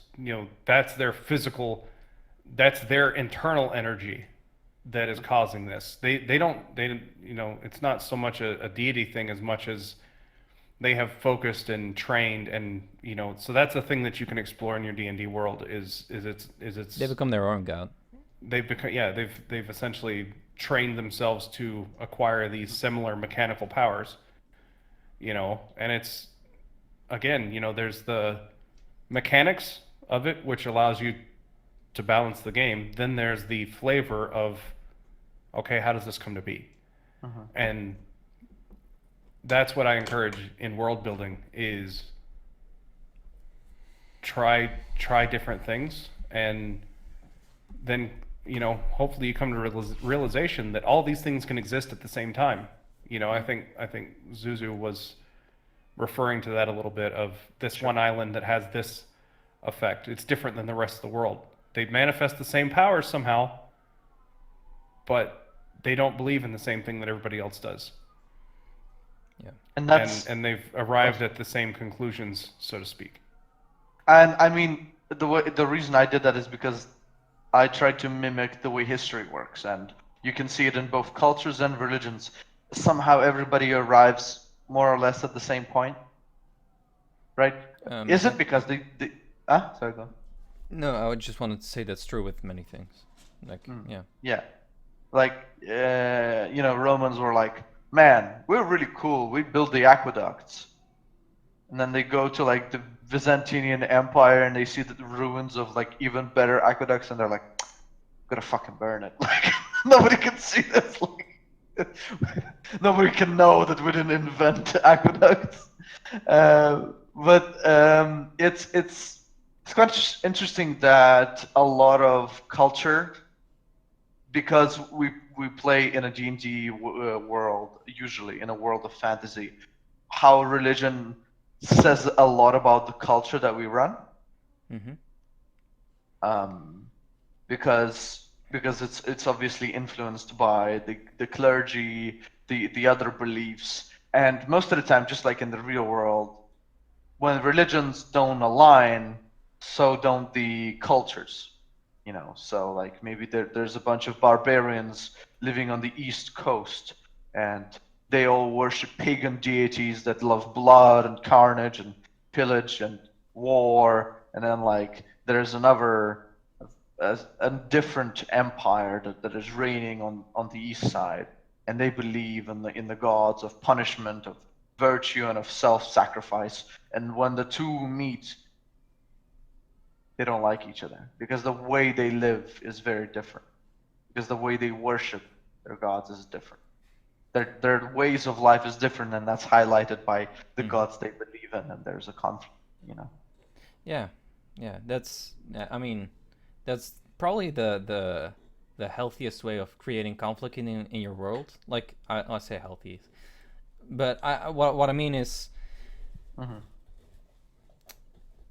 there are some forced ways if you just want to have some conflict that you kind of just force it in there. But probably just having conflicting culture, like you said, is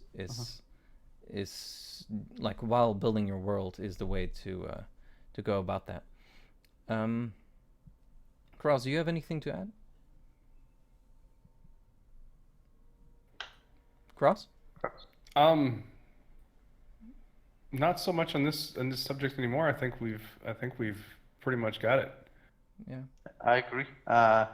You know, to be fair, you can talk about religion so long. Yeah, Like, it's I have another question, a little bit attached to this one, and that is, how much does it matter to you that your world makes sense, like logically speaking? How much does it matter to you? it means everything, like literally, actually. Expand on that a little bit more. For instance, like if you cost a arcane missile, that energy to create that missile must have come from somewhere. Like, does that matter to you, or are you just like, no, that's just magic. That's how that works. No, I have a whole explanation for how that works, and the players on Saturday are currently trying to uncover exactly how magic works. It's So- actually like a sub quest, so to speak, because the world doesn't know exactly how it works. They're figuring it out. What about you, Wolfzuzu? It is something that for sure no player will ever care about, but I have it. Oh, I see. And the way I see it is, it's for me, because if I didn't have this information, I would never believe any of it. I'm such a realist in my real life. Like, you know, like I try to analyze everything, that whenever I create something fictional, I still need to understand its function. Even if it's arbitrary science or stuff that really wouldn't make sense in our world, there at least I try to create justifications for how this could work in theory. And the way I see it is, if somebody is interested, there are experts in my world who devote their whole life to study this. Because if you lived in that world and you were like me, you would want to know how the fuck you, like, a magic missile comes out of nowhere. Right? Like, what creates it, right? Like, what quantifies, what has to be taken away in order for it to be created? Because if we believe that everything is equal matter, nothing is destroyed or created, it's just transformed. What's transformed in order to create a magic missile, right? Like, it's something that really should not matter. Shouldn't. I can explain how spell slots work, like the mechanics of spell slots. And that's good, right? Like, I know how to, but to be fair, like, I mean, that information is so pedantic that, like, it's ridiculous. But for me, if I didn't have it, I wouldn't believe the world existed, right? So fair. it's just for me. I would never, like, push it on somebody. how do gods fit in then? Like, were they like, because to me personally, gods don't make a lot of sense. Okay. But how do they work? Have you ever seen ants? Ants? Yeah. Like, are you talking about one of those movies or? No. I mean, like, the insect. Yes, I have. What do they feel like you are when they see you? I don't know if they can see me.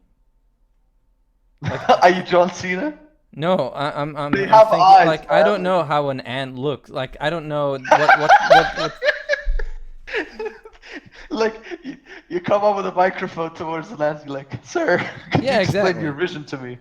No, Like- so the way I see it, again, secrets of my world that I don't want to really reveal much into, because, you know, somebody sure. might watch it. But a quick example would be, imagine if suddenly, out of nowhere, instead of being a human being, you became an insect. Okay. And then up above, you see people who are bigger than you, and they do things that are impossible and unbelievable. For example, they get into these huge metal things, and they drive them, and they're even bigger than them, and they come out of them. They go into these huge, like buildings, and they have these places that they enter this room, and the room just goes up out of nowhere. Right, like if you lived as an insect in a world of man, you would be fucking terrified. You're like, these are gods. If you could understand, if you could comprehend the idea, like if you had the same mind as a human, and you were this small around this, Okay. Yeah. I think your mind would be fucking blown, right? That's the way I see gods are in the spectrum. We're ants. Somebody in Fucking chat just said an ant can't see you. Oh my fucking god! Just Who said absolutely that? cannot. Physically, Well, They have impossible. eyes. I'm not quite sure about that. I was Hold on. more thinking about, like, I don't know the way they see. Like, Who? Look, fucking fact check. Where's your source? Wikipedia? Like, tell me.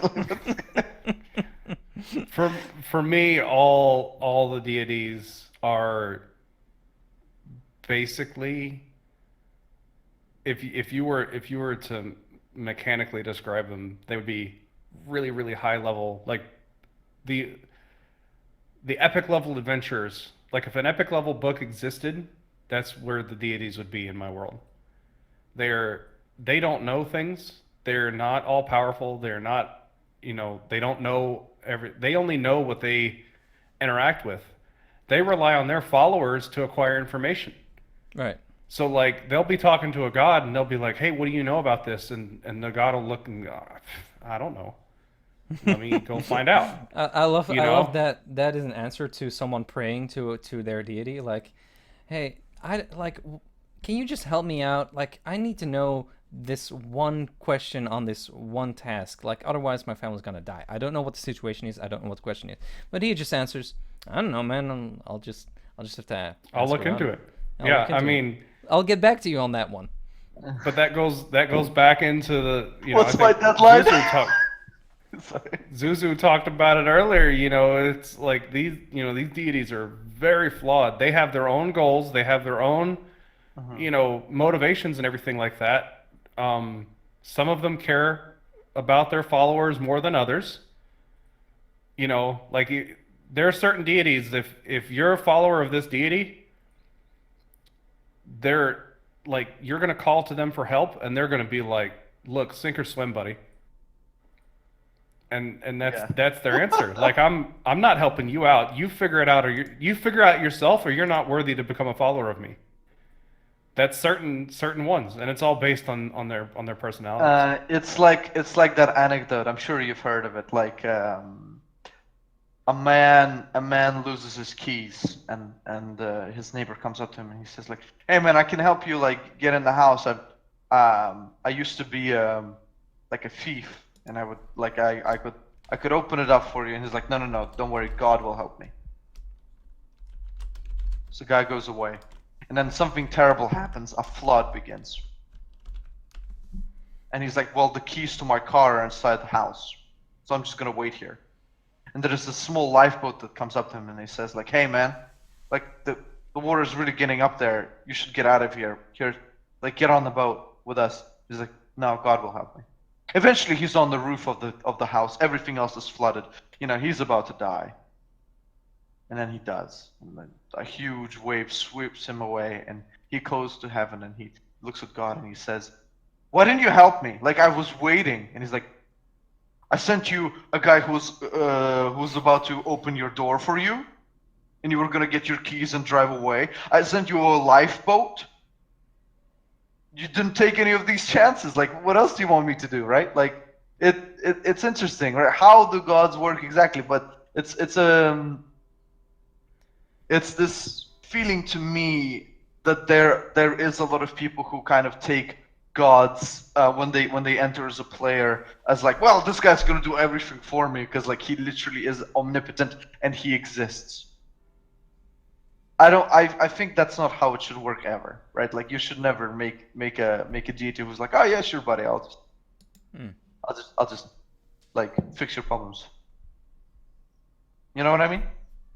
I do. I do. Yeah. Yeah. Also, to answer your question in Discord, yes. Okay. Yeah. Awesome. Fantastic.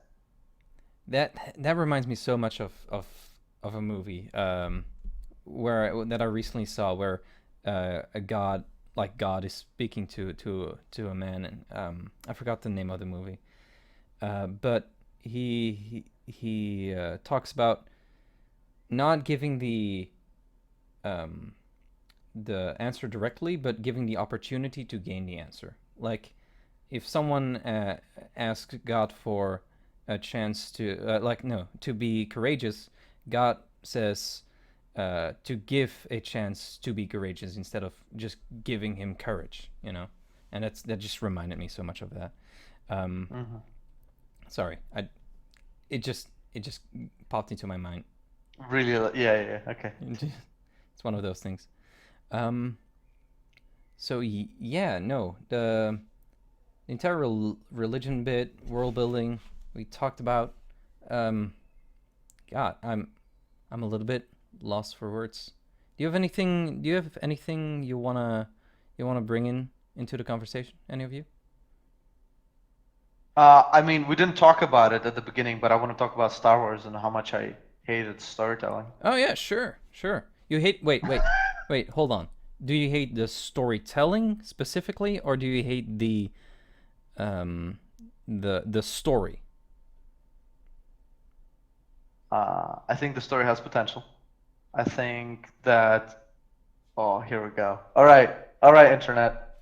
Okay. This is your chance. Take the shot. Get your snipers up here. I like the prequels better. The original. Yeah. I will be crucified when people find me. But Yeah. Go ahead. I'm waiting for it, man. So the way storytelling and world building in general works in Star Wars is very different. Their world building is fantastic to a point where people are so inspired by it that you have thousands of books explaining stupid shit that nobody cares about. Like, oh, that extra from the 5th movie who had those weird things, his name is Lobo, and he's a very good guy, and he has this entire trilogy about him, how he's great. Then he ends up in the 5th movie. Wow, fantastic. Like, nobody cares. Like, there's literally a backstory. Do you remember the scene in the 4th episode where there's an R2D2 being sold to Luke Skywalker? Sure. There's a red droid that they're about to buy. Yes. And then that droid malfunctions. Now, I always thought it was like, oh, it's fate or whatever, or like, it's a bad motivator. It's like R2D2 did something. There's a comic which explains that scene. There's a comic that tells the backstory of this red robot who gets told by the mysterious The Force all of as this he's is about to be. Huh? all of this is fan based, right? This is all. No, this is real. This is canon. Really? Wow. Yes. You can look up. This is a real comic. Yeah. The Force tells this droid, you need to shut down so R2D2 can be bought for Luke Skywalker so he can save the galaxy. That's real. Look, I'm not joking with you. Wow, I did not know that. There is some ridiculous stuff in the expanded universe, and the fact that Disney Priestess of Neptune says the canon changed when Disney bought the property, and that is absolutely true. The entire expanded universe got thrown in the garbage. Thank you.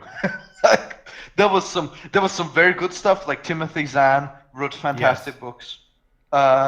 There was stuff about Boba Fett. I don't like him as a character, but the books about him were very good. Oh wow, that's controversial right there. Everyone likes Boba Fett.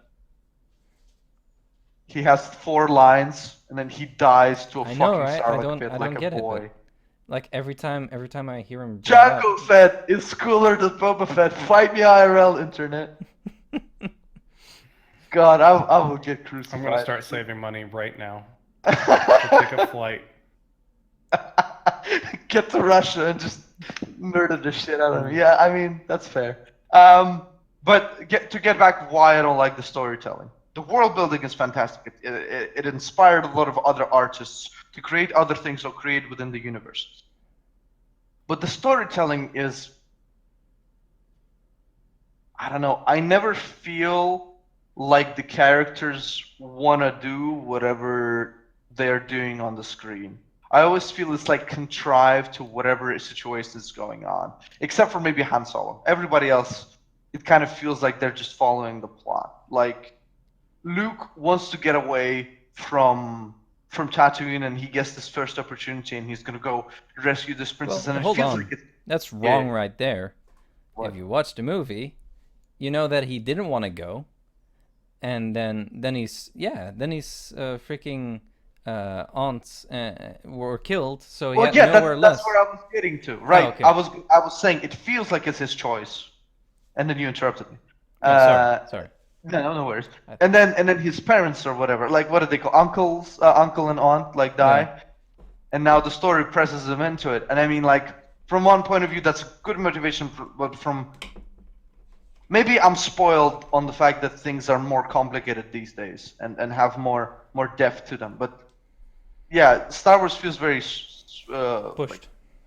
very pushed, very hollow inside. Like, Hmm. like there's a great theme about it, right? You know, But back in fighting. the day, it was cutting edge, man. Yeah, It it's- was. Yeah, I It know. was like bleeding edge technology, you know. It was The Shadowrun. thing is, and if I'm not mistaken, I think Matt Colville actually touched a little bit Oh, on the storytelling aspect of what made Star Wars so great. And this is actually there's actually a lot of good lessons to be learned from Star Wars storytelling. What the first thing being the Kessel Run. Now we're talking about. I'm only going to talk right now in this specific moment about the original trilogy, the okay. first three movies. Okay. Back then, when it was just those three movies, Han Solo mentions the Kessel Run. Okay.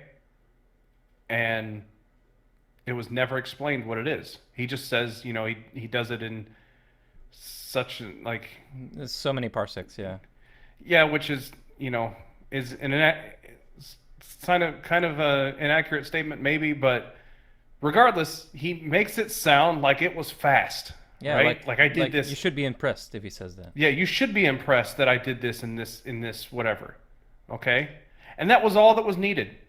Like, you should just be impressed that I did this in this amount of time. You should know what that is, understand that it was fast, and move on. And today there's so many people that and like you said, that just want to explain every minute detail that you know it's like why does it all need to be explained? Why does the Kessel Run need to be explained? Yeah. You know? I mean that's one of the ways where I think the prequels are indeed worse than the original. The original are very Conan-esque about these parts, and then like in the prequels, the first movie, like Qui-Gon Jinn or whatever, like comes up to Anakin and is like, yeah, by the way, the Force, it's not the Force, it's this and that, and the reason why it sucks. And it might sound very hypocritical from a person who just said like 20 minutes ago, I like everything explained. It's not hypocritical. You're just coming to an understanding that you're wrong. No, not in no way am I wrong, because I didn't think of the midichlorians. George Lucas or whoever wrote the story did, and that's not what I imagined it was, because it was never explained before. I already had a formed opinion of what it was, and then somebody comes up to me and is like, no, this is factually right, this is correct, this is what it actually is. After like I had some time to think about it, to have an idea of it, it has shattered my atmosphere and has shattered the perception of the world I was viewing. I definitely hated it when he started talking about that, and every time he just brought up, I'm like, just leave it. It's fine. It's fine to be a mystery. It's fine that it's a freaking mystery. I don't need to know this. If someone does their hand like this, it's a force push. I get it. He pushes with the force, and the other guy gets thrown away. I don't need to know. No, the particles within the air, they push him outwards as the kinetic energy created from the inner. Like, Oh. eh, I mean, this is the thing, though. This is why I completely understand that whatever I created for my world that is so pedantic, I will never tell anybody because they don't want that information. They don't need it. They have their own opinions about it. And that's good. I shouldn't enforce what I feel on them. Right? It kind of goes back to what we were saying about how much information, trickling in information. If they want to know about it, they'll start asking about it. If it becomes important to the story, it'll start coming up. But like you said, you don't need to throw them a 30-page PDF and be like, look at me, look at how much information I have and how much I care about my world, and here, read all this so you understand. Give them the one sheet, give them just enough so that they're coming back for more, and they'll start asking the questions that they care about. That's totally, And don't do what the once again, hit original, the nail what on the head. the prequels did. Just period. It would be better. What you're saying is that the Star Wars story would be better if the prequels didn't exist. I understand. I get you. And I get what you're trying to say. Well, it would be so much better if they just didn't exist and didn't do all that. I understand, and we don't need further comment from you refuting because I understand that that's what you said. No, look. First of all, fake news. Second of all, second of all, I think the prequels would be better if they were first. Because the whole going backwards and explanation is why you feel there's such a betrayal. But I, as a kid, watched the prequels first, and then I saw the original. See, well, here's the thing, though. Because there is a prequel right now, a Star Wars prequel, which I found amazing. And that's Rogue One. I find, Rogue One, I find that amazing. That's technically a prequel. Kind of a sequel prequel because it's in between there, but Yes. I find it a movie that explains enough but not too much, and that is okay. The thing is that it's more of a setup movie. the way George Lucas made the second three movies that he created in the saga was the fact that he made it feel so different, yet he constantly made the references to whatever the old movies referenced. And that kind of correlated in a feeling. Well, okay, here's the thing. I will admit full-heartedly, the movie's plots are worse, the prequel ones, than the original. Whoa. I would disagree on that. I would say the plot is actually really, really good. It's just the way they tell it is pretty awful. Just too much with the this weird ass acting and just too long on the romantic bits. And hold on. But the actual plot, the way Palpatine does all of that, I find it really good, really clever the way that is orchestrated. It's just poorly shown, I think. Here's what I'm trying to say. If you are a pianist and you know how to play... Oh, I can hear an echo. Oh, from me? I don't know. I can just hear an echo. Is it still there? Whoa. Yeah. Yeah, it's coming from you, Novarias. Should be gone now. Oh. Hello. Yeah, that's better. If you're a musician and you know you can only play 3 notes, then play simple music. Don't try to fucking make a beautiful orchestrated Mozart-esque composition, because George Lucas ambitiously decided that I'm gonna move on to better, bigger things. It's gonna be bigger. Everything's gonna be bigger. The story's gonna be so complex and shit. And then the story fails because the artist clearly didn't know how to create it so vividly that it would be interesting. Or perhaps he just didn't have it in him. That goes back to the thing mentioned before about what is the Kessel Run. I think he just mentioned the Kessel Run and just moved on and didn't have it, we'll just define that later. And I think there was so many moments that we'll just define later that when he went to go define them, he just was like, well, what if we just did this and just ran with an idea, and sure there's room for that, especially in the context of D&D world building, but again, the execution, like Novarias said, it was just so it was just so poor Yeah. that like the immersion was broken for a lot of people of what everything was.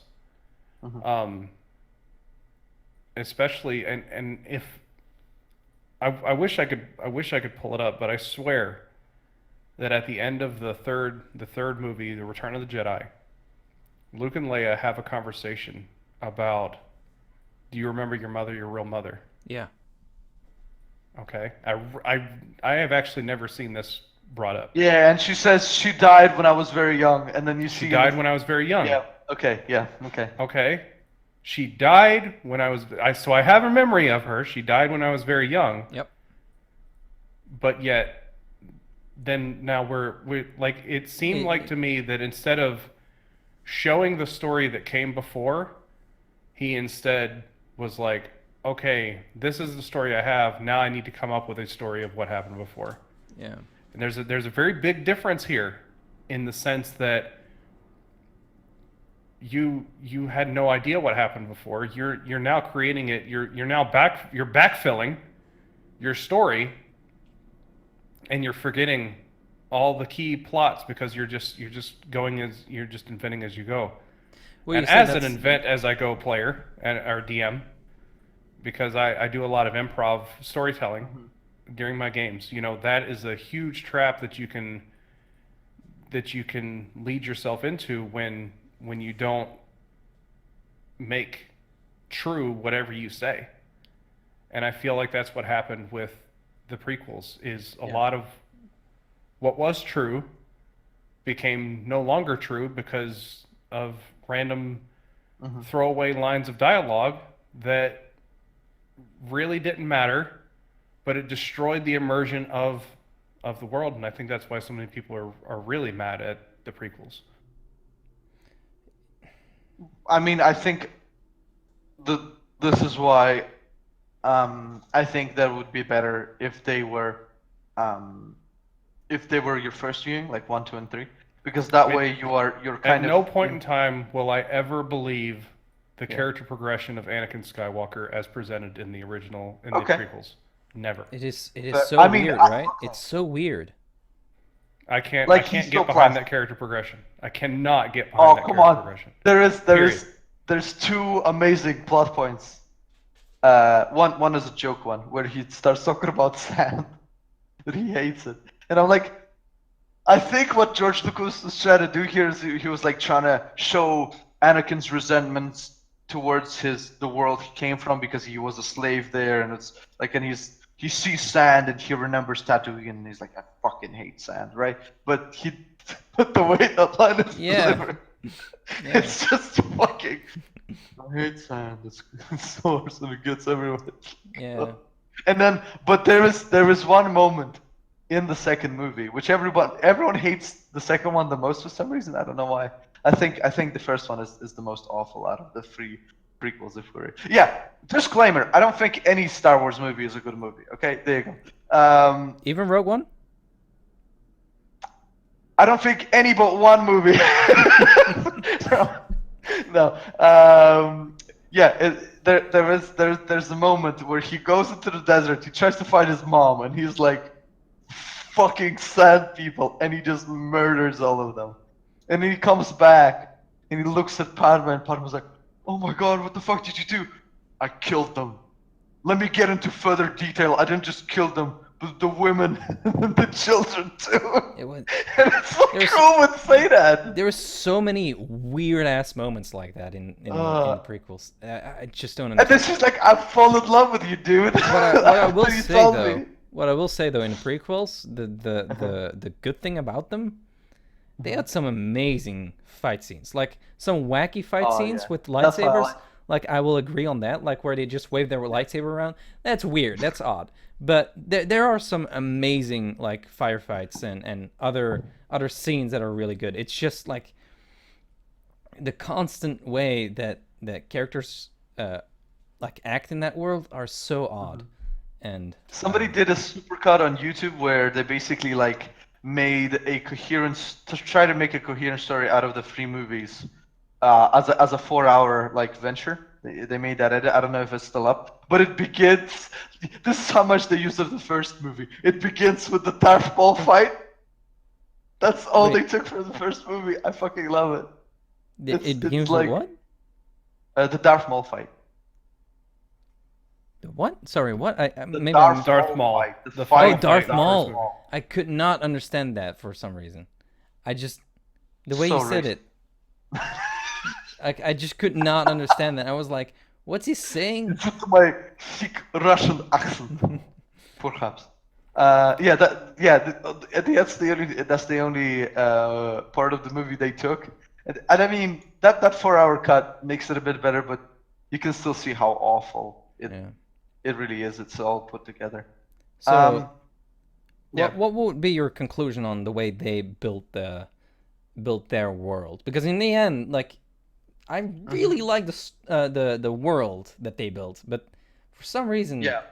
every time I I watch think- one of the movies, except for Rogue One, I feel this bad taste where they always do something that doesn't quite make sense. But I really like the world. Here's the thing: the people who make the movies aren't the people who made the zeitgeist of Star Wars. What you believe is Star Wars isn't really in any of the movies. In reality, the way you see Star Wars is very different from what it actually is. It's the same idea with kind of like a lot of Shakespeare's plays. Like sometimes people forget entire acts and pieces of them and remember different stuff because they remember the idea of how it felt rather than the actual happenstance in the movie. Because you don't really need to watch the Star Wars in today's day and age, like the movies, in order to know what Star Wars is. Yeah. Like everybody talks about it. It's on every T-shirt. People constantly discuss Star Wars. It's so integrated into the like, what is it called? Our culture as a planet. Even I wouldn't say as America, as England, as whatever. Like, because in Russia, everybody knows Luke, I am your father. Obviously, we say it in Russian, but everybody knows what you mean. And Funnily enough, fun fact, he actually doesn't. I think he actually Yeah. doesn't say, "Luke, I'm your father." He just says, "I'm your father." I'm pretty sure that's accurate. Yeah, he says, "No, I'm your father," Oh, or there something you like that, instead of saying. But everyone yeah, says, "Luke, I'm your father." Luke, I'm your. But that's what I'm talking about. That's the zeitgeist. That's the idea that like, whatever Star Wars is to you isn't the movies anymore. Mm-hmm. And that's the beauty of it. That's why the world building has transcended whatever the original piece of entertainment and media it was. And that's where you should take inspiration from them. How do I make what I create turn into the zeitgeist, where people remember it as the thing that's so closely associated with my game that it becomes that game, right? It's very hard to achieve. Don't, like, the first session you ever run, don't think you're gonna achieve something like that. It's slow burning, man. Yeah, exactly. You cannot create an excitement about things until you transfer your investment into the players. And that's why I keep going back to include your players in this, because that's what happened when you were talking about Star Wars. That's what happened, is the viewers got invested and the viewers started creating. Yeah. Right? Yeah. Yeah. And it wasn't until that happened that phenomenon started. Mm-hmm. And so understand that without players, your world doesn't, your world's just some lines on paper. Without the game, right? You're not going to have an audience. And Exactly. that's the real big thing is understanding your audience, playing to it, and leaving room in your world for your audience to create lore about it. And then they're going to be sitting there going, man, I made that piece of lore. And here this DM now is talking about this piece of lore that I made. And then they're like, oh man, well, what other things, what are the other players making? What's he making? And it all starts blending together Yep. into this shared experience. I think as like a conclusion for the entire thing, like just world building in general. As you just said, it's a topic that is not just for the game master; it's for the entire table, and I think that is the most important thing you can take from this conversation. Just world building is not just for one person; it's for everyone involved. But that doesn't mean that you as a GM, like obviously always listen to your players and have chats with them. But not every idea, just like not every idea that you're gonna have, is gonna be great. Sometimes you have to work on them. I Sometimes. throw away.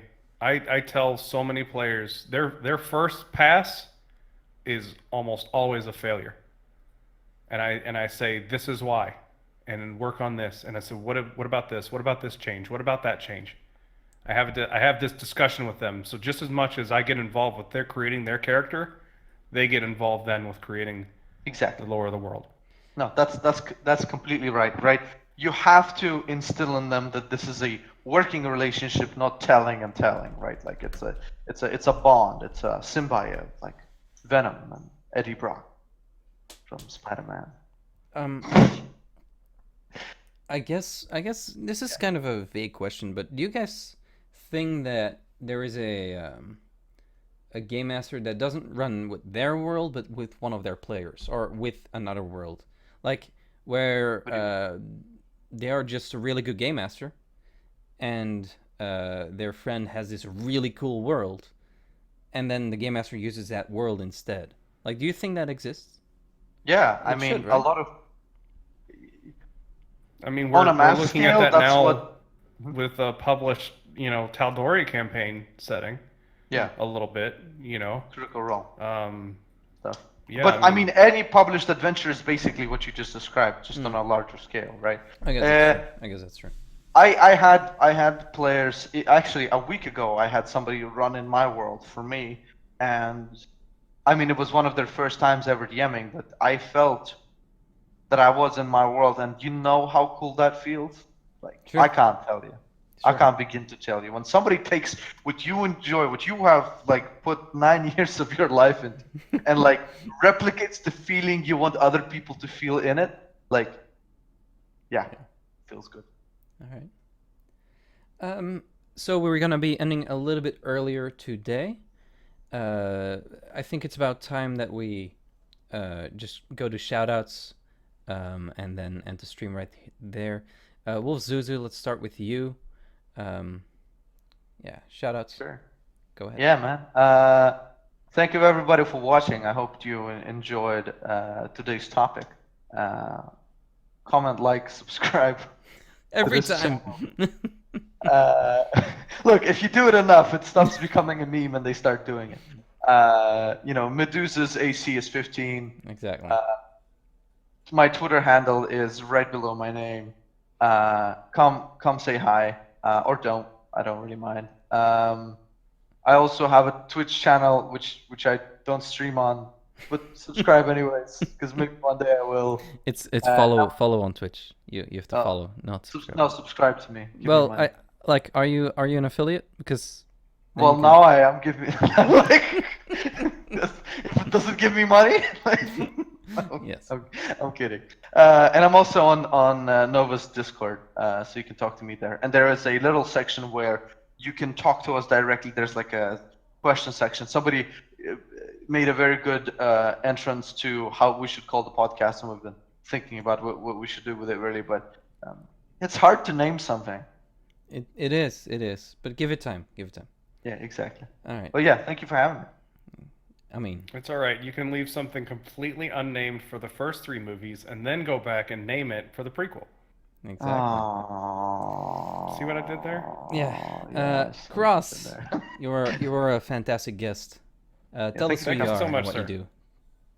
I think I did that earlier. People can find you.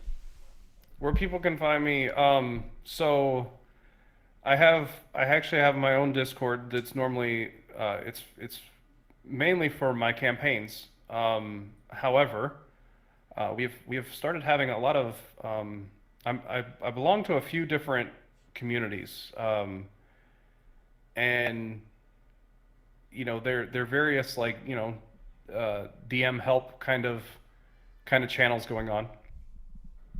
And some of the questions and some of the responses that are seen to those questions, I'll actually take those and bring them into my channel and actually be like, hey, what do you guys think about this? What do you guys think about, first, the question, and second, the responses to this question? And I'll have some sort of, analysis, like with the people there, about either where I think the answer or even the question was maybe a little bit misguided, or the answers to the question, I basically question the answers, and it's kind of an interesting conversation, if you will, about and I guess my main idea is, I feel a lot of people in the hobby have started drawing conclusions, if you will, to this is the way that it needs to go and it can't go any other way.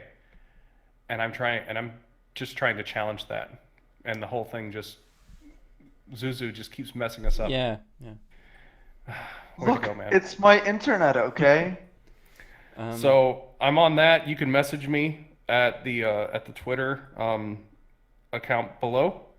And if you guys want access to that, you can catch an invite there. I'm always willing to help people with issues in regards to, hey, I'm having this issue with my GMing, or I'm having this issue as a player. That actually sounds. Sorry to interrupt. That actually sounds like a really good like video you could make. Like, just answer a question and then just talk about with your Discord on that, and then put that in like a YouTube video or something, like, or do a brief stream of it. That would be pretty cool. Zuzu, look at that, destroying everything. I didn't do it. I didn't murder him. I did not hit her. I did not. Oh, okay, hi, Mark. this is a perfect place to end it then. Of course, you can always follow me here. I'm Novarias. You can also find me on Twitter. Links right up there. I will be uploading this on YouTube as soon as I possibly can, and then we'll be back next week about same time as this week, with our normal cast with me, Zuzu, and Q Games. Once again, Cross, you've been a wonderful guest. I just want to say I really like talking to you, man. Yeah, thank you for coming, dude. No problem. Oh, I'm back. Wish I could do it more. And now you're echoing. That's okay. We're done. Yay! All right. See ya. Bye, everyone. Bye. Bye. See ya.